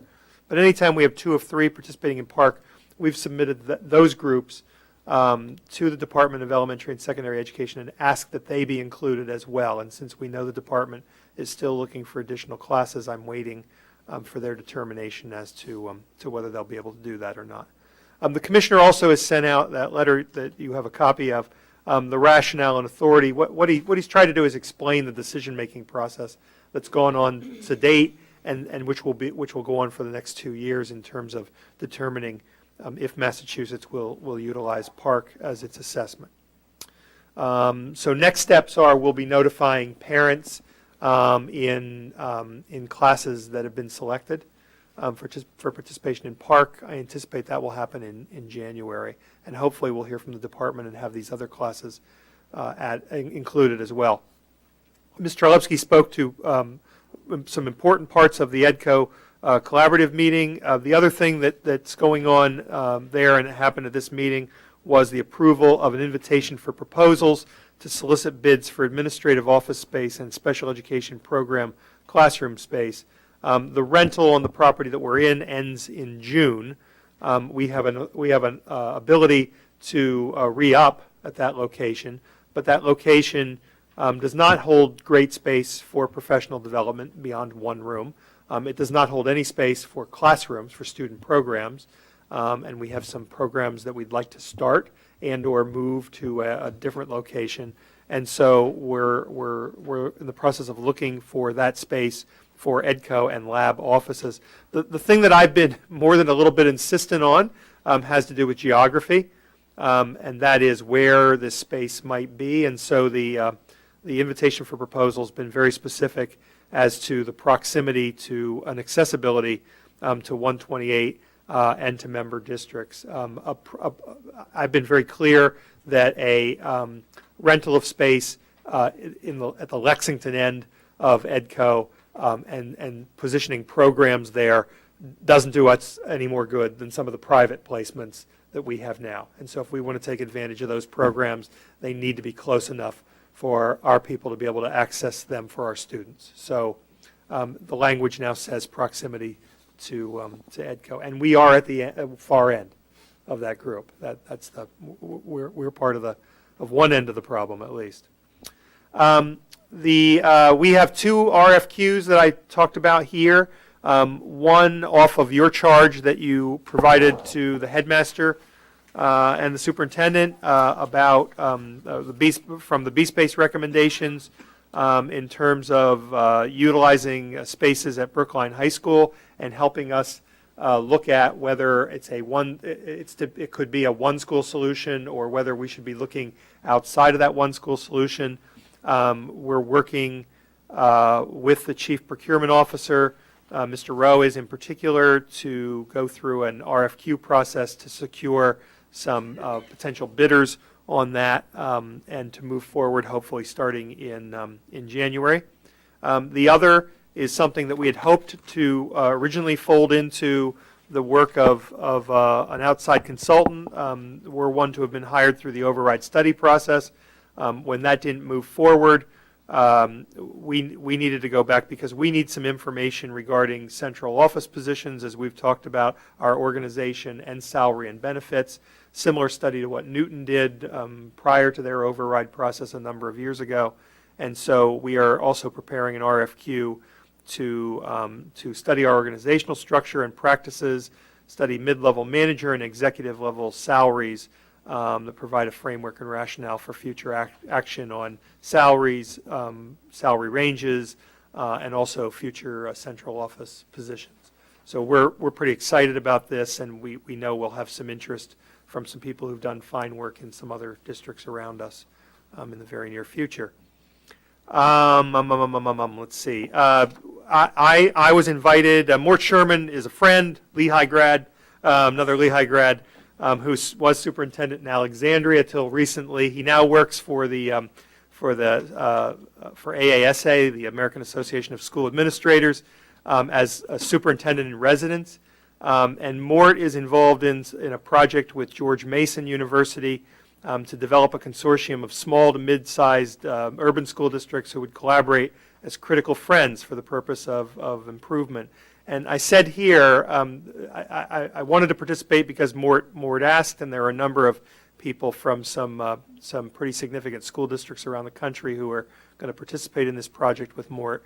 So I was excited to do that. And also, given the discussions that we have going on around the NEASC process, it seemed to me that it would be a worthwhile conversation. So I will be in D.C. on Sunday and Monday for the conversation about this proposal.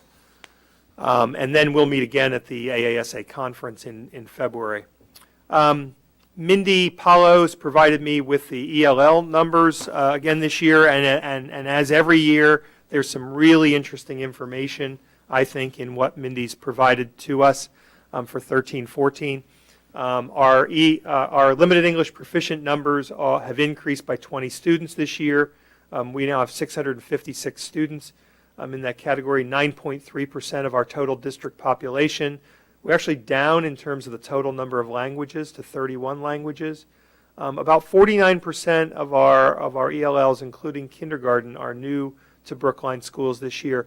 I was with a principal the other day at one of our schools walking through kindergartens, and he gave me some numbers on the number of students in those kindergartens that were just striking, about the number of students in those classes who are ELL students. Our largest language groups continue to be Japanese, Chinese, Korean, Hebrew, and Spanish, but really new to that list, and because of some rather significant growth that we've seen this year is an Arabic population, where we have 31 students, but that's not really the story there. The story is that 16 of those students are new to the district this year, so more than half. We are looking at why that may be the case. There often are stories behind some of these numbers. We've heard some stories as to what may be driving some of these numbers, and are paying close attention to them. Our Chinese population and Arabic populations have grown. Our Hebrew population and Spanish populations have declined. The Hebrew population rather significantly this year. And our schools, this continues to be largely a Lawrence Baker situation. Pretty significant percentages of the populations in those two schools, slightly lesser at Devotion, Lincoln, and Pierce, and certainly smaller numbers than at Runkle, Driscoll, Heath, which is down considerably this year, and a high school population of about 3.6%. So some really interesting information there. That's what I have from Mindy. If you have questions, want to dig a little further on this, or want some additional information, certainly send them to me, or pose them here tonight, and I'll carry them back to Mindy, who can provide us with answers to them. But I just want to say a word again about Mindy's work with this population, our teachers' work in this area, and Mindy's work with the retail program. And I need to tell you a quick story about that. There are other districts. In case you haven't noticed, I can be one of the first people to talk about the implementation strategies of the Department of Education on a number of things, and their failure to implement appropriately. And they haven't done a great job with retail. They didn't do a great job from the beginning. But the great news is that Jody Curran, Mindy Palo, others associated with implementing those courses here have. So while other assistant superintendents, deputy superintendents, and superintendents in districts are talking about the courses and the poor quality of the courses, the fact that Mindy and Jody in particular have done such amazing work up front of the beginning of the courses and during the courses, we haven't heard many of the concerns that other districts are reporting. People are reporting that the course is a lot of work, and we do believe the department has to really pay attention to that in adjusting that workload. But many of the other things being laid out, we're not hearing here, and I'm here to tell you that that's because of the work of Jody Kern, who's teaching that class, and Mindy Palo, who really worked to put this program into place and make it something that was Brookline and make it work for us. So I wanted to make sure I said that. And because we're enjoying the Override Study Committee work so much, we just wanted to mention that we We don't have a sabbatical. We're looking forward, however, to the coordinated program review that's coming up for a number of our programs: special education, civil rights, career and vocational education, and English language learner programs. And we will be visited by the department after Dr. Schmuckler and others go through an amazing amount of work to put together all kinds of files and records for the department to come in. There's a ton of work to be done between now and March, right, Dr. Schmuckler? Yes. And then they'll be here in March to review those records in their regular 6-year cycle. Again, to the department's credit, last year I wrote to them and asked them for a delay to this process because we were in the midst of a few things, and they did delay it. They were going to be here this fall. We asked for a delay to that, given everything that had gone on last year, that was going on at the beginning of this year. They agreed to do that, which we really appreciate. It gave us some time to make sure we would be prepared. But they will be here in April. Okay. So one thing on the ELL population, in years past, and it was probably many years past, and I just don't remember when, we used to get like a 10-year spread of the ELL population by language group and numbers, and I don't know if that's still available or not, but it's certainly an interesting piece of information. It's not critical, and if you don't have it, I'm not asking you to, to put it together, but it is something that I think is interesting to see how the different populations move through the system at different times. I'll see what I can do. Thank you. Thank you. And, maybe even by school and by grade, too. I'm not asking too much. Okay. Well, you were I take the numbers, and if they can be by school and grade. I got it. And 10 years. And English proficiency of each child. Ms. Cox. A quick question on the language, and then I wanted to ask about the park. On the language, at what point do we trigger having a special program at a school? Is there a certain number of students in that language group, or? It's not so much a number, but it's a number in terms of the level of support required. So students within the first X number of year, we would look at differently in terms of whether we might need a specific program or what we might need in terms of staffing. So it's really a student load issue. And so it's as numbers, you're looking at it. Every student's not equal is what I'm trying to say. Right, and it's in the beginning years that you'd want. Yes. Beginning language years. Well, certainly beginning years are going to be more both in class and pull out instruction. Yes. And is there a point where you look at whether you still need a specialized program for a particular language? Yes. Okay.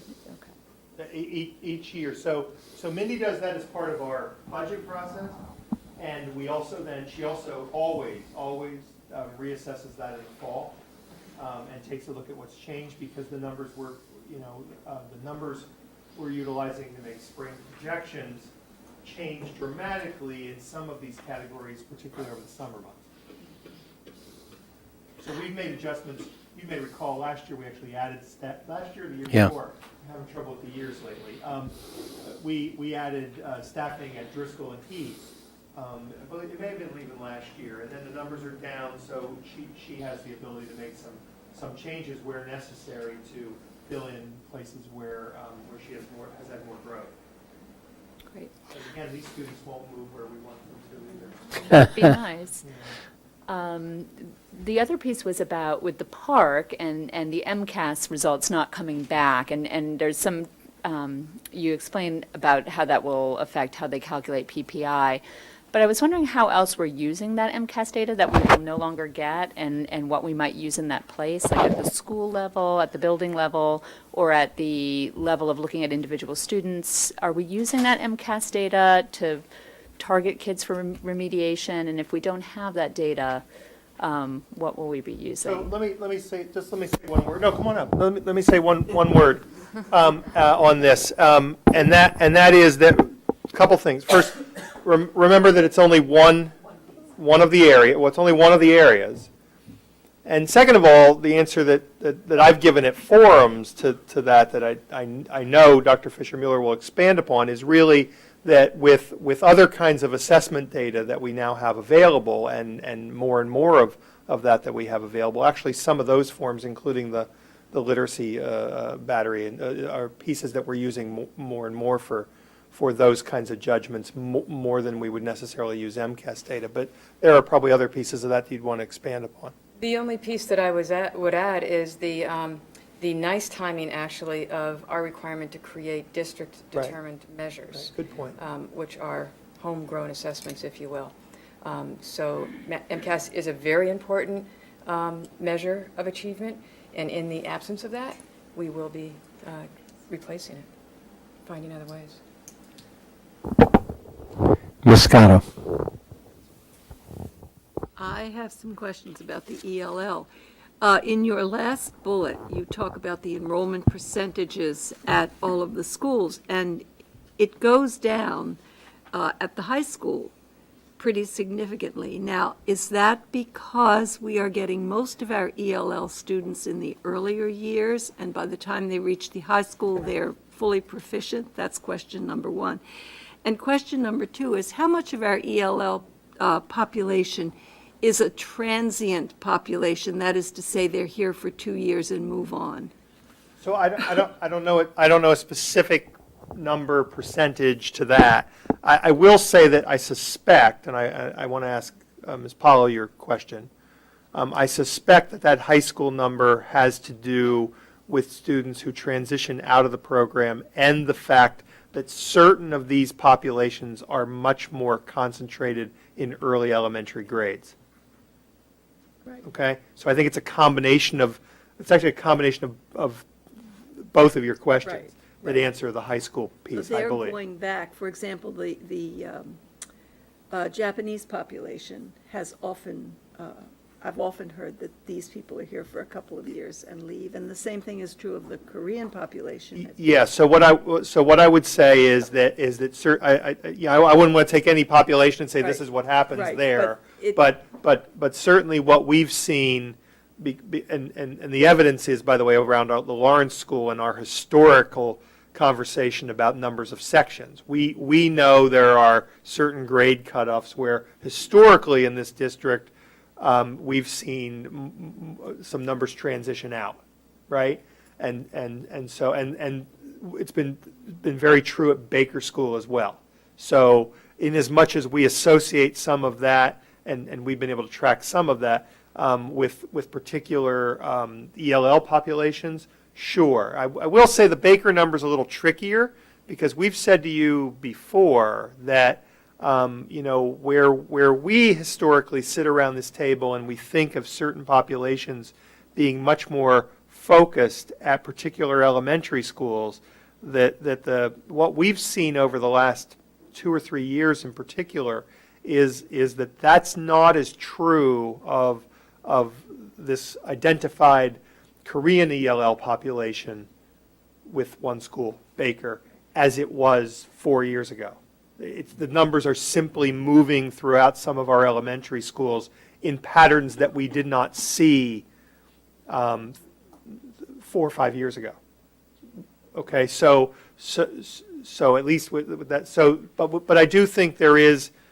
We know that there are some early education and there are reasons for that, right? We know some of the reasons in terms of parents and their employment, or the study that they're involved in being in this country and wanting to relocate to Brookline for that period. We know some of that because through some of our anecdotal evidence. Hold on, Ms. Chalupsky. Ms. Kershaw? Okay, Mr. Stone? Mr. Stone, yes. Sorry about that. I'll have to think about why I said that. Yes. Ms. Stone, let's try that again. Thank you, Mr. Chairman, I think. So I very quickly, I just wanted to say that I am not nearly as reluctant as Ms. Strelewski to ask for that data over time. I think it would be really, really cool to look at, and please do produce that. Thank you.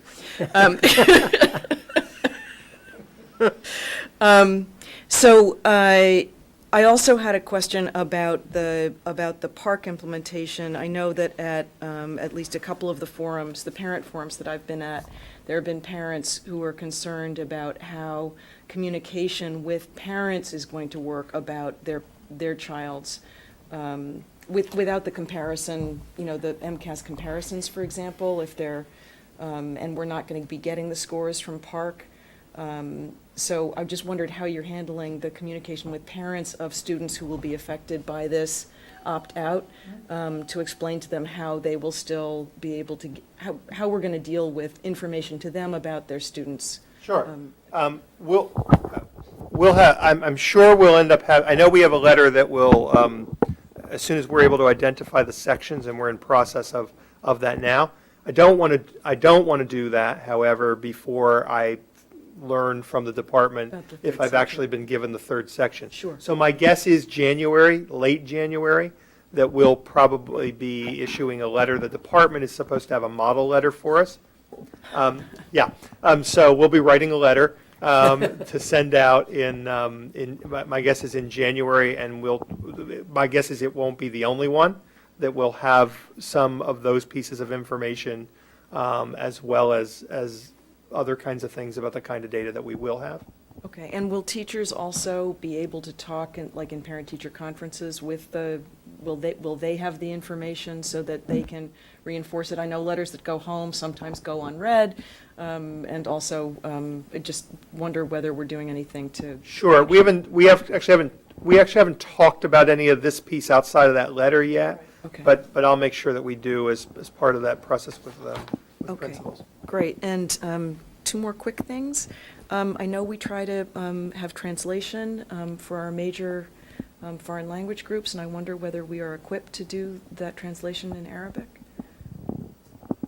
I don't know the answer to that. I'm going to have to ask. I don't know the answer to that. What we have done is focused we have historically, because, and it's a really great question. We have historically, because our 5 main languages have been such a significant percentage of our total population, when we look at our parent primary languages or student primary languages, that we have focused our communication on those 5. And so the way I'm hearing your question is, do we need to go back and have a conversation about whether we need to add a 6th to that translation Given menu? the numbers, yeah. It's a very good question.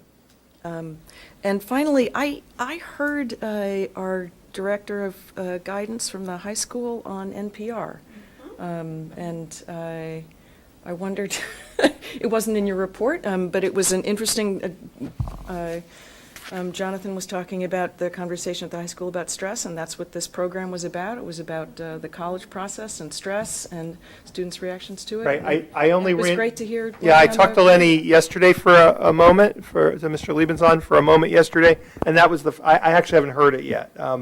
But he told me a little bit about it yesterday, so I haven't heard it. So you know more than I do right now. Okay. Ms. Chalupsky? Oh, sorry. Well, I called on her, but then And then I yielded she the said floor. no, Is right. to lose it? I mean, I can't keep up with you ladies. Mr. Stone bumped me, Okay. and then. Ms. Kershaw, sorry. Thank you, Mr. Chairman. So, and it actually may be a little bit redundant, but I've been carrying around this worry around the park assessment, and I was waiting to see what the decision was about whether we were going to double test or not. So I just want to add the thoughts about this. One is I'm particularly worried about 4th graders who will be only taking the test for the second time. And because the first time test, it's hard to say anything about it from an MCAS standpoint, that the 4th grade tests are somewhat important for us to understand if there was an aberration and I know we have a number of other tests, but I know at least one student pretty well for whom the test scores on the MCAS were very much unaligned with the class assessments and the parent-teacher conferences. And it would be very troubling, you can imagine, for a parent to have had very good IEP meetings and excellent, and for a child to be advanced, and then for the child to do very poorly on MCAS. And the result of that is an increased intention to some of the things that the MCAS drew out, whether it's issues with testing or issues with basic understanding of concepts that are being missed by the assessments in the classroom. So I'm not a huge fan of MCAS, but I do think it plays a really important role in drawing our attention to the resources individually and system-wide where they need to go. And so I've been carrying around this worry that for a whole set of students, we're going to wait a whole year. I mean, even in answer to Ms. Cox's question, one thing kids who don't do well on the MCAS is they earn themselves the right to be tutored in it. And so we're going to use a different assessment for them to earn that right. So the communication and how we are clear on the children's academic achievement beyond just the assessments in the classrooms, I think I just want to be really clear that we take that seriously. So I want to say three things. The first is going to make it worse for you, and that is that it's not going to be 1 year. It's going to be 2, because next year districts have to choose: are we doing Park or are we doing MCAS? And again, I will tell you where I am preliminarily, which is that there is no reason to do an MCAS test that's going to end next year, right? But Park, again, will be a field test. But we're going to need that whole district kind of experience. So that's where I am now, and I don't need to do anything with it now. So I'm going to make it worse for you to start. Second, I agree with what you said, and some of you have been at these forums, and you know, I may seem really decisive on this issue, but it's not an easy issue, right? And I've talked to as many colleagues as possible, and I will tell you, people are pretty divided on what they're doing.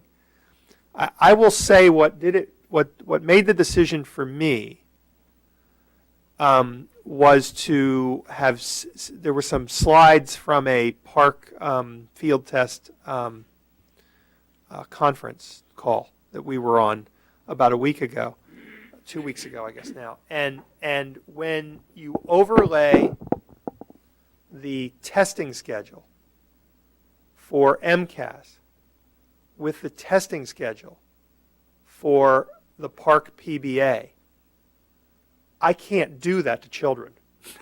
I just simply can't. I can't pull the trigger on doing that to children. It doesn't work. It's too much testing, and there are too many sessions and too many days, and it takes away from instruction. I listened to the department's argument that day about, oh, this kind of testing actually is instruction, and well, pardon me, I disagree, right? So I get it, but I couldn't do that. I just simply couldn't do it. Couldn't authorize it. And I have to say that was the deciding factor for me, was to see an entire month essentially consumed with testing for kids who in these districts where they've chosen to double test. And so I can't argue it from the perspective you lay out. We will have to utilize other information in different ways. I think quite frankly better information, right, in different ways. I think we have some assessments and are building assessments that tell teachers an awful lot more than this MCAS test does. That's my own personal view, right? And I think through the DDM process we will identify more, right, that do that. But simply in the end, that was the issue for me, was the number of testing sessions. If I may add, there's one other body of work that actually will have great impact on the communication with parents about children's learning, and that is the use of our standards-based conference forms. And so what those standards-based conference forms do from grades 1 to 5, and Kay is doing something different, I can speak to another time, is that we have identified across all the subject areas, across those grades, what we're considering to be the essential learning expectations. What is it we believe that every student at that grade absolutely needs to master in order to then be successful in the following year? And those 3, 4, 5, 6 essential learning expectations across those subject areas are all based on a particular standard.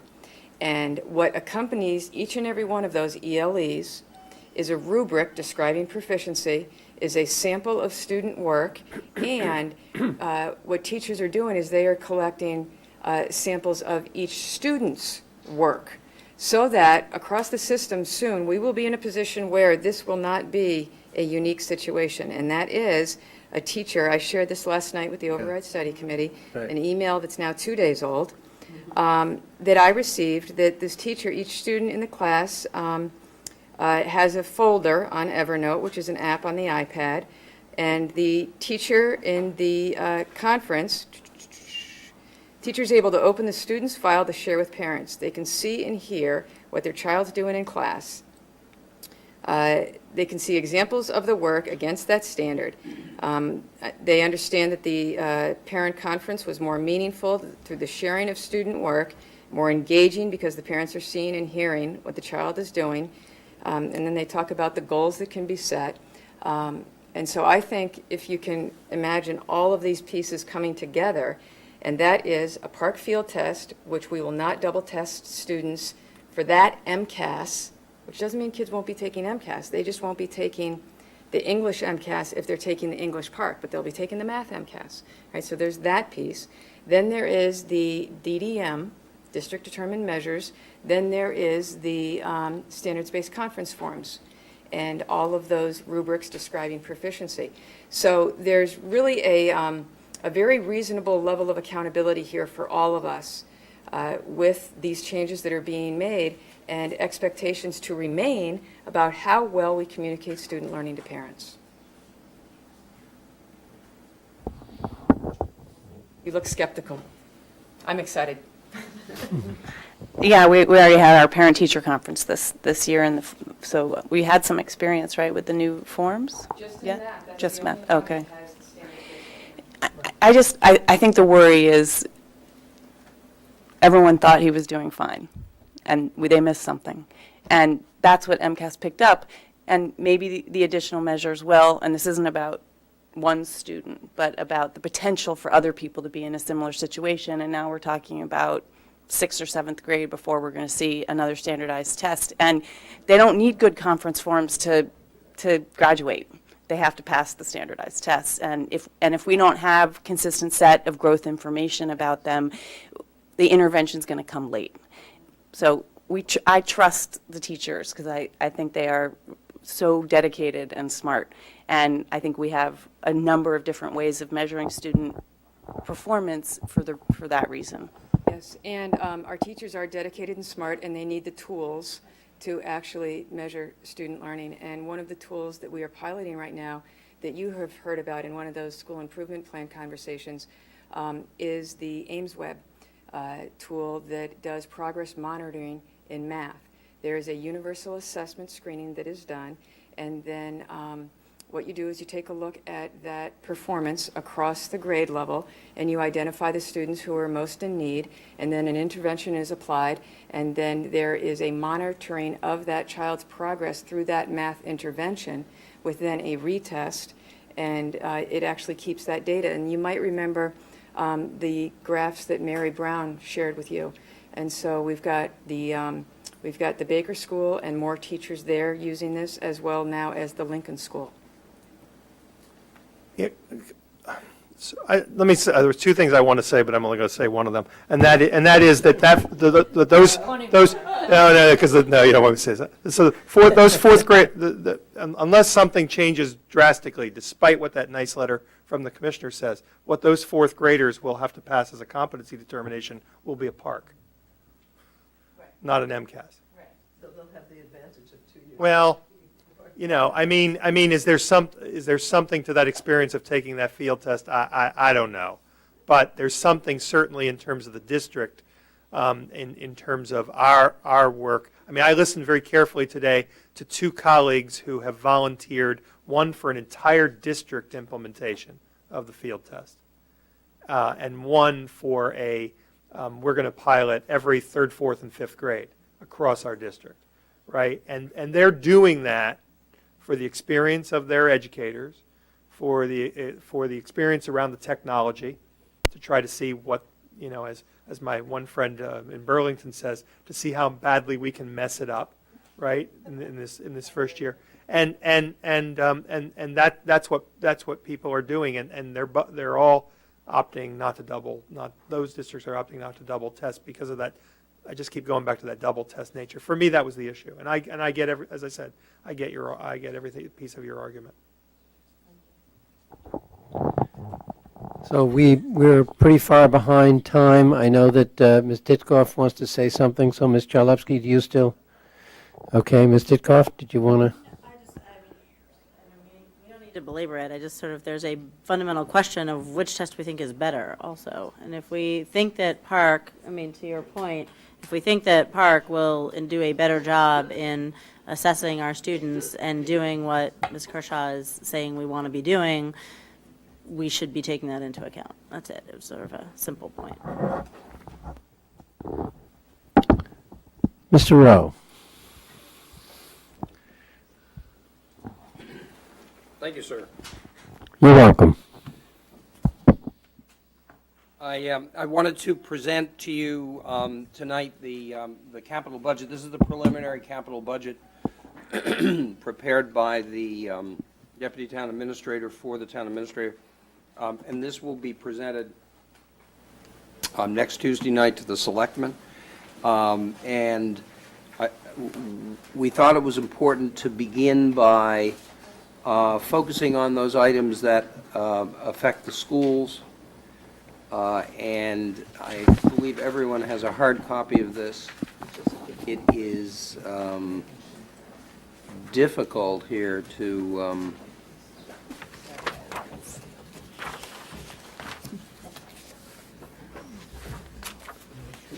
see the document, but nonetheless. How do I get the full screen? Where's it going?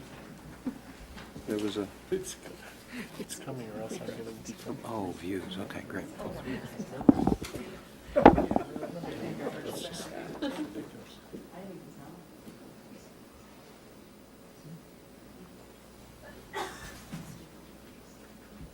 So,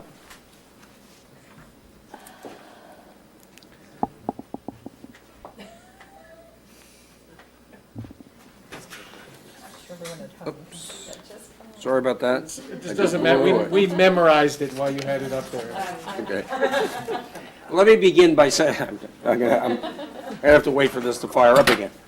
The major items that we want to focus on are that the schedule for 3 large school projects has been laid out into the CIP. The CIP runs from FY15 through FY 2020, I believe, right? FY20. And in FY15, which is next fiscal year, there are dollars set aside for the devotion school. But the premise of this is that an override, debt exclusion would be requested from the community to support the funding for the devotion school. This would probably come in the spring, of FY15, in the May period. No final decision's been made on this, but this is the premise for the capital plan. Then following after that by 2 years, in FY17 would be funding, which is laid out here at $40 million to do a project at the Driscoll School.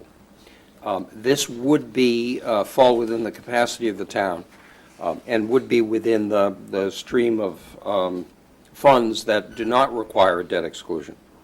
And then 2 years after that would follow a $75 million project to expand the high school. So that over time, the concept is that with one debt exclusion vote in the spring of FY15 to support the devotion school, the capacity for a $90 million devotion school, a $40 million expansion to the Driscoll School, and a $75 million expansion to the high school would be in place. So that it's really thank you very much, appreciate it. It's really a significant infusion of capital funding to support school department initiatives. Let me just pull it back up here.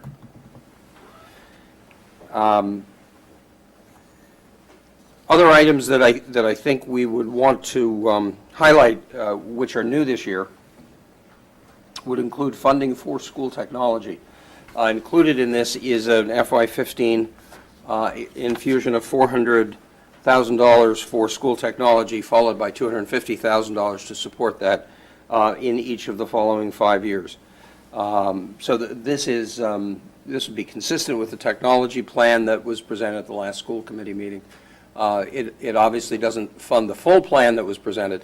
That's a conversation we'll continue to have as we go forward in looking at future opportunities to support the operating budget. But it is a movement forward beyond where we've been able to support from the operating budget and cobble together from other sources over the last few years.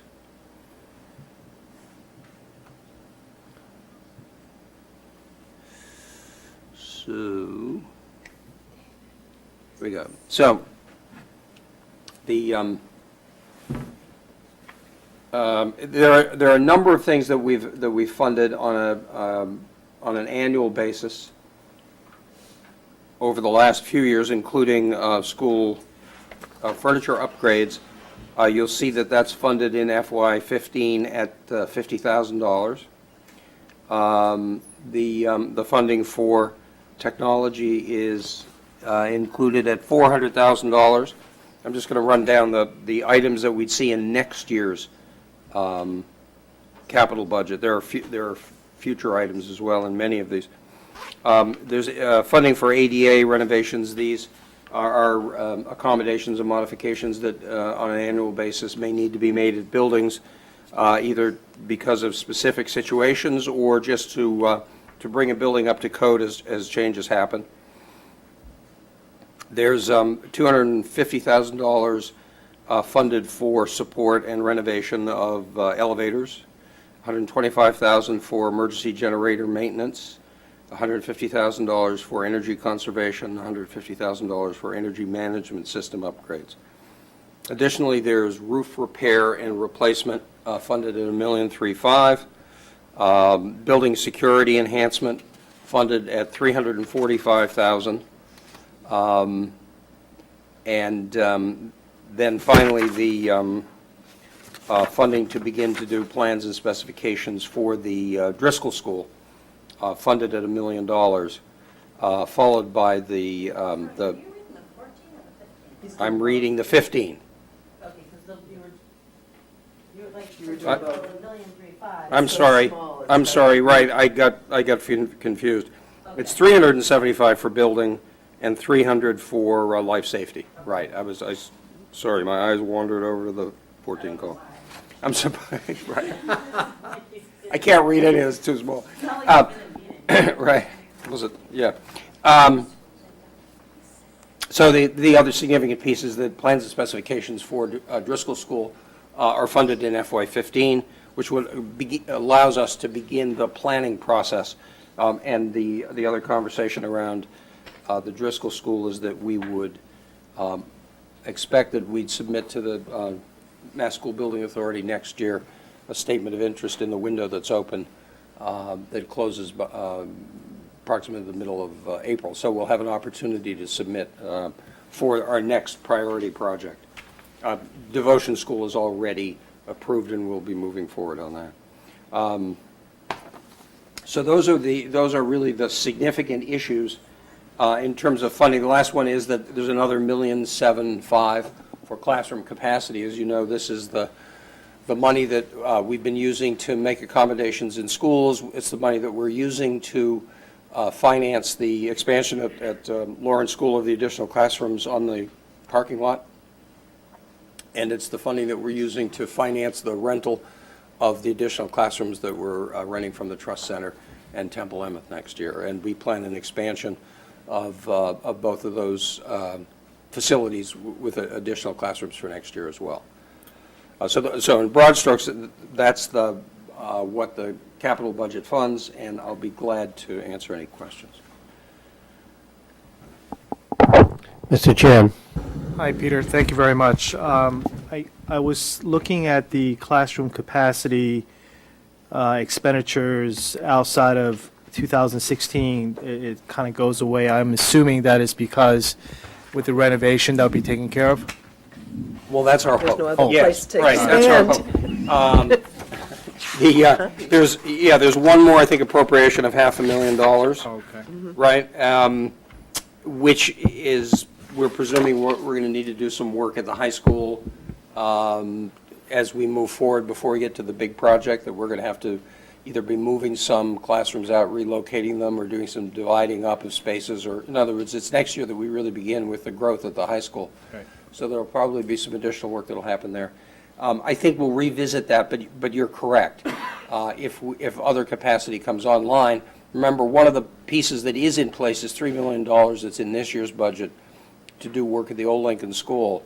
We expect that that'll be online for FY15, and so that will allow us for some absorption of some of the pressure on a temporary basis. Based on this, I think the $3 million was spent last year. Well, Well, it right, hasn't been. right. It hasn't It's actually been been held spent, over. but you're correct. It's been appropriated. So that's why I didn't speak to it because I didn't read the wrong column and because I didn't look over there, right? So yes, that's in place, and that's what we'll be spending beginning in the spring as we move forward with that cleanup of that building. Ms. Ditkoff? I was about to pick up on those 2 points. Did you say that the pre-K rentals were in classroom capacity? Yes, they are. And what happens after FY17? Well, we're a couple things. One is we haven't spent all of the money that's in previous years has been appropriated. Okay. We're also waiting to see what might happen with an operating override and whether those would be included in that that vote. In other words, it's one of the items that potentially could go into We'd be that. taking pre-K from rentals operating out of the CIP and putting them into an operating?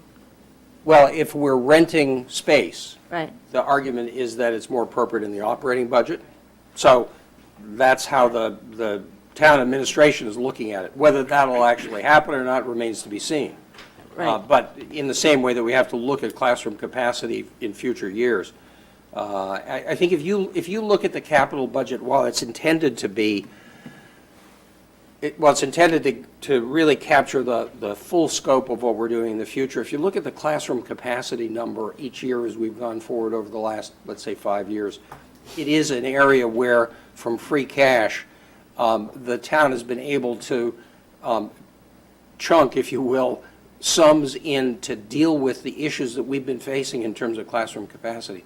If we find ourselves in a year or so where we have no future funding in the general fund to deal with the leases, and we need to continue to have leases, we'll have to deal with that. We'll probably deal with it from the capital budget. It would probably be one of those items funded through free cash. So it's that kind of balancing act that goes Got on. it. And just to put a marker down, I mean, the $3 million for the old Lincoln School renovations, I know you had said there are different pieces of that renovation in different line items, but just to the extent that we're considering that at least a semi-permanent part of a solution for the next, and to handle kids for the next, 3, 4, 5 years for sure, and then probably after that, just that line item being blank seemed. The scope of the Something to work think that's about. proposed from that, beyond the work of putting new bathrooms in the building, and doing some significant cleanup to the floors and painting surfaces and those kinds of things, some wiring improvements. Really, from a program standpoint, it's a cleanup of the building.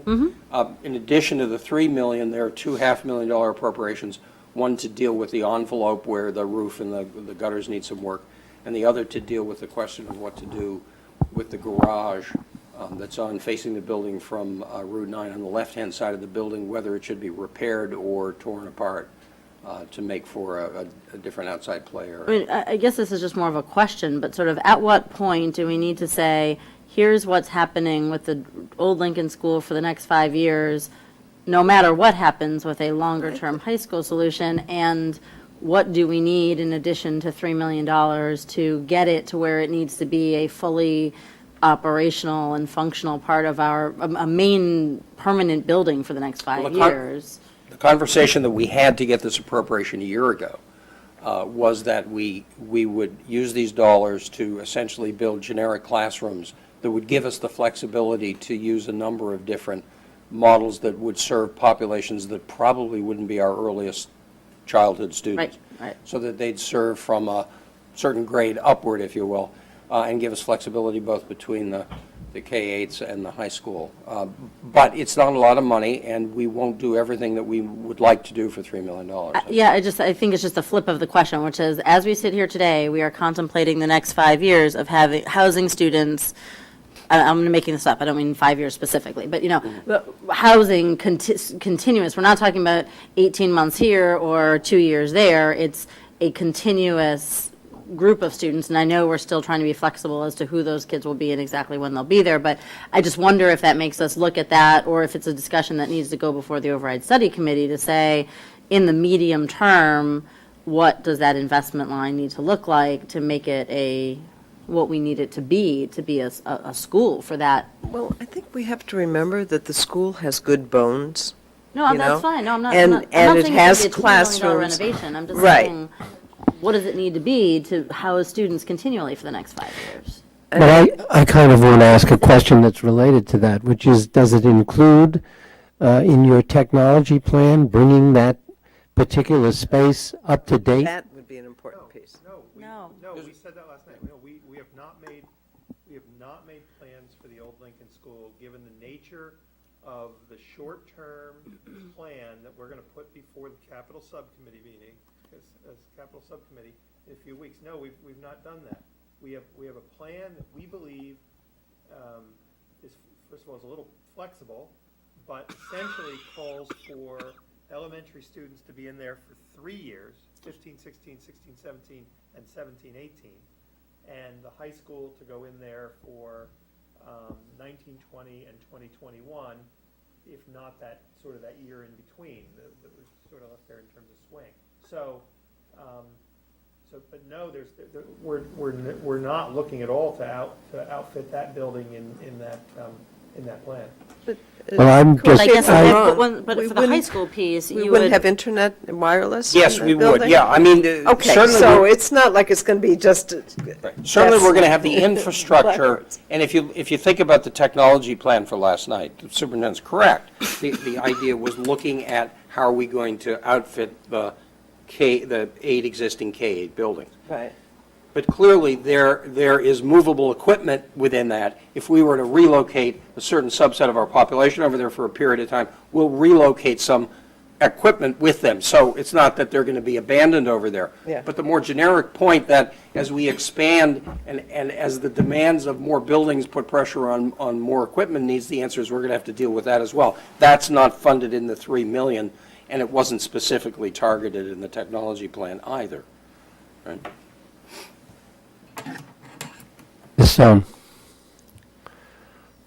Thank you, Mr. Chairman, and thank you, Peter, for walking us through this now twice tonight. So I have two questions. One is, again, still, sorry to hound on the technology. So I noticed that under general government, there is a total over this CIP of $2,251,000 in technology applications that I assume is the town side technology. And I'm just curious about, as we are doing our technology plan and asking for a certain level of funding through the CIP, whether we are coordinating with what the town is doing. Dare I say it, there might be some efficiencies in there. That it would be a shame if the town was investing $2 million plus in technology and we're investing, what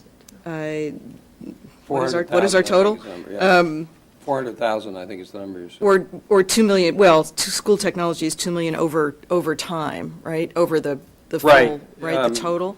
Yep. So I'm just hoping out loud that that those two sets of projects are talking to each other. Yes, well, remember, the projects are under the CIO. Right. The numbers that are under the general government here cover the town's financials, the town and schools' financial systems such as GIS, systems such as the HRIS system that we're about to put in place, so that there's some significant financial and human resource systems that are covered under the general government And piece. that we are benefiting from as well. And that It's we're- just not part of our school's technology piece. Correct. In the Okay. same way that you see in the park areas, you see, various parks and various work that Right. affects schools. So there are a lot of other town departmental actions that benefit schools, but that's where the financial systems of the town are carried.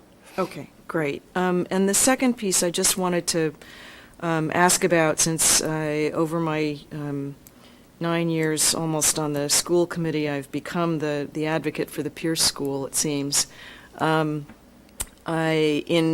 In what Kevin Lang always described as our 40-year cycle of renovating the schools, we have done them all, and except for these three, which are now in our recommendation, and only 2 of those 3 are here. So we have Devo, I know that's great. We have Driscoll, I know that's great. And I would just ask that that the Pierce, which is I know very far in the future, but we do have a column for future years, that Pierce not get forgotten.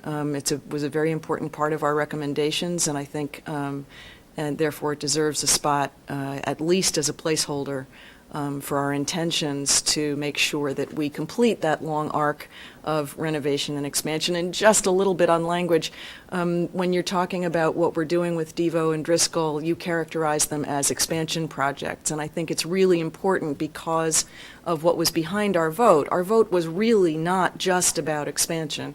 Our vote was fundamentally about completing this long cycle of renovation. And the reason that we wanted so much to get Devo, Driscoll, and Pierce in there is because those are the 3 buildings that so desperately need that attention, not just the expansion of classroom space. So if we could all start saying renovation, rehabilitation, and expansion, I think it would be more accurate and certainly more reflective of the spirit of our recommendation. Well, thank you. No, I should have said renovation addition, and we can take the message to the town administration that there's a request that we recognize the Pierce School. You're correct, it's not in here with any dollars set aside, so it is a conversation to be had. Great, thank you. And just So- to follow. I just want to wrap this up as quickly as possible. Go ahead, Ms. Chalupsky. Okay, you cut me off once, the second time not.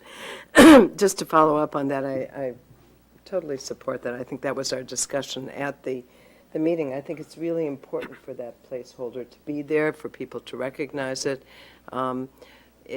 After the Pierce School was built, there were 20 years when the town did nothing in any of the schools until the New Lincoln School. And we paid for that, and we're paying for it still today because we did nothing during those times. So I think that it's really a critical piece. Along with that, as a little placeholder, the Brookline High School quad should somehow be there so that we remember it when we're doing the high school renovation. It got lost in the last high school renovation. That would be the Sharlupski quad at Brookline High School. No, it's Viola Panansky. Note of that. No, it's the Panansky quad, and she was on the school committee for 35 years. No. No way. No way. No, Viola and I are not going to be together. Thank you, Mr. Rowe. Okay, thank you very much, Mr. Rowe. Thank you. Very clear, very crisp. And with that, is there any new business to come before us? Hearing none, I declare that this meeting is adjourned.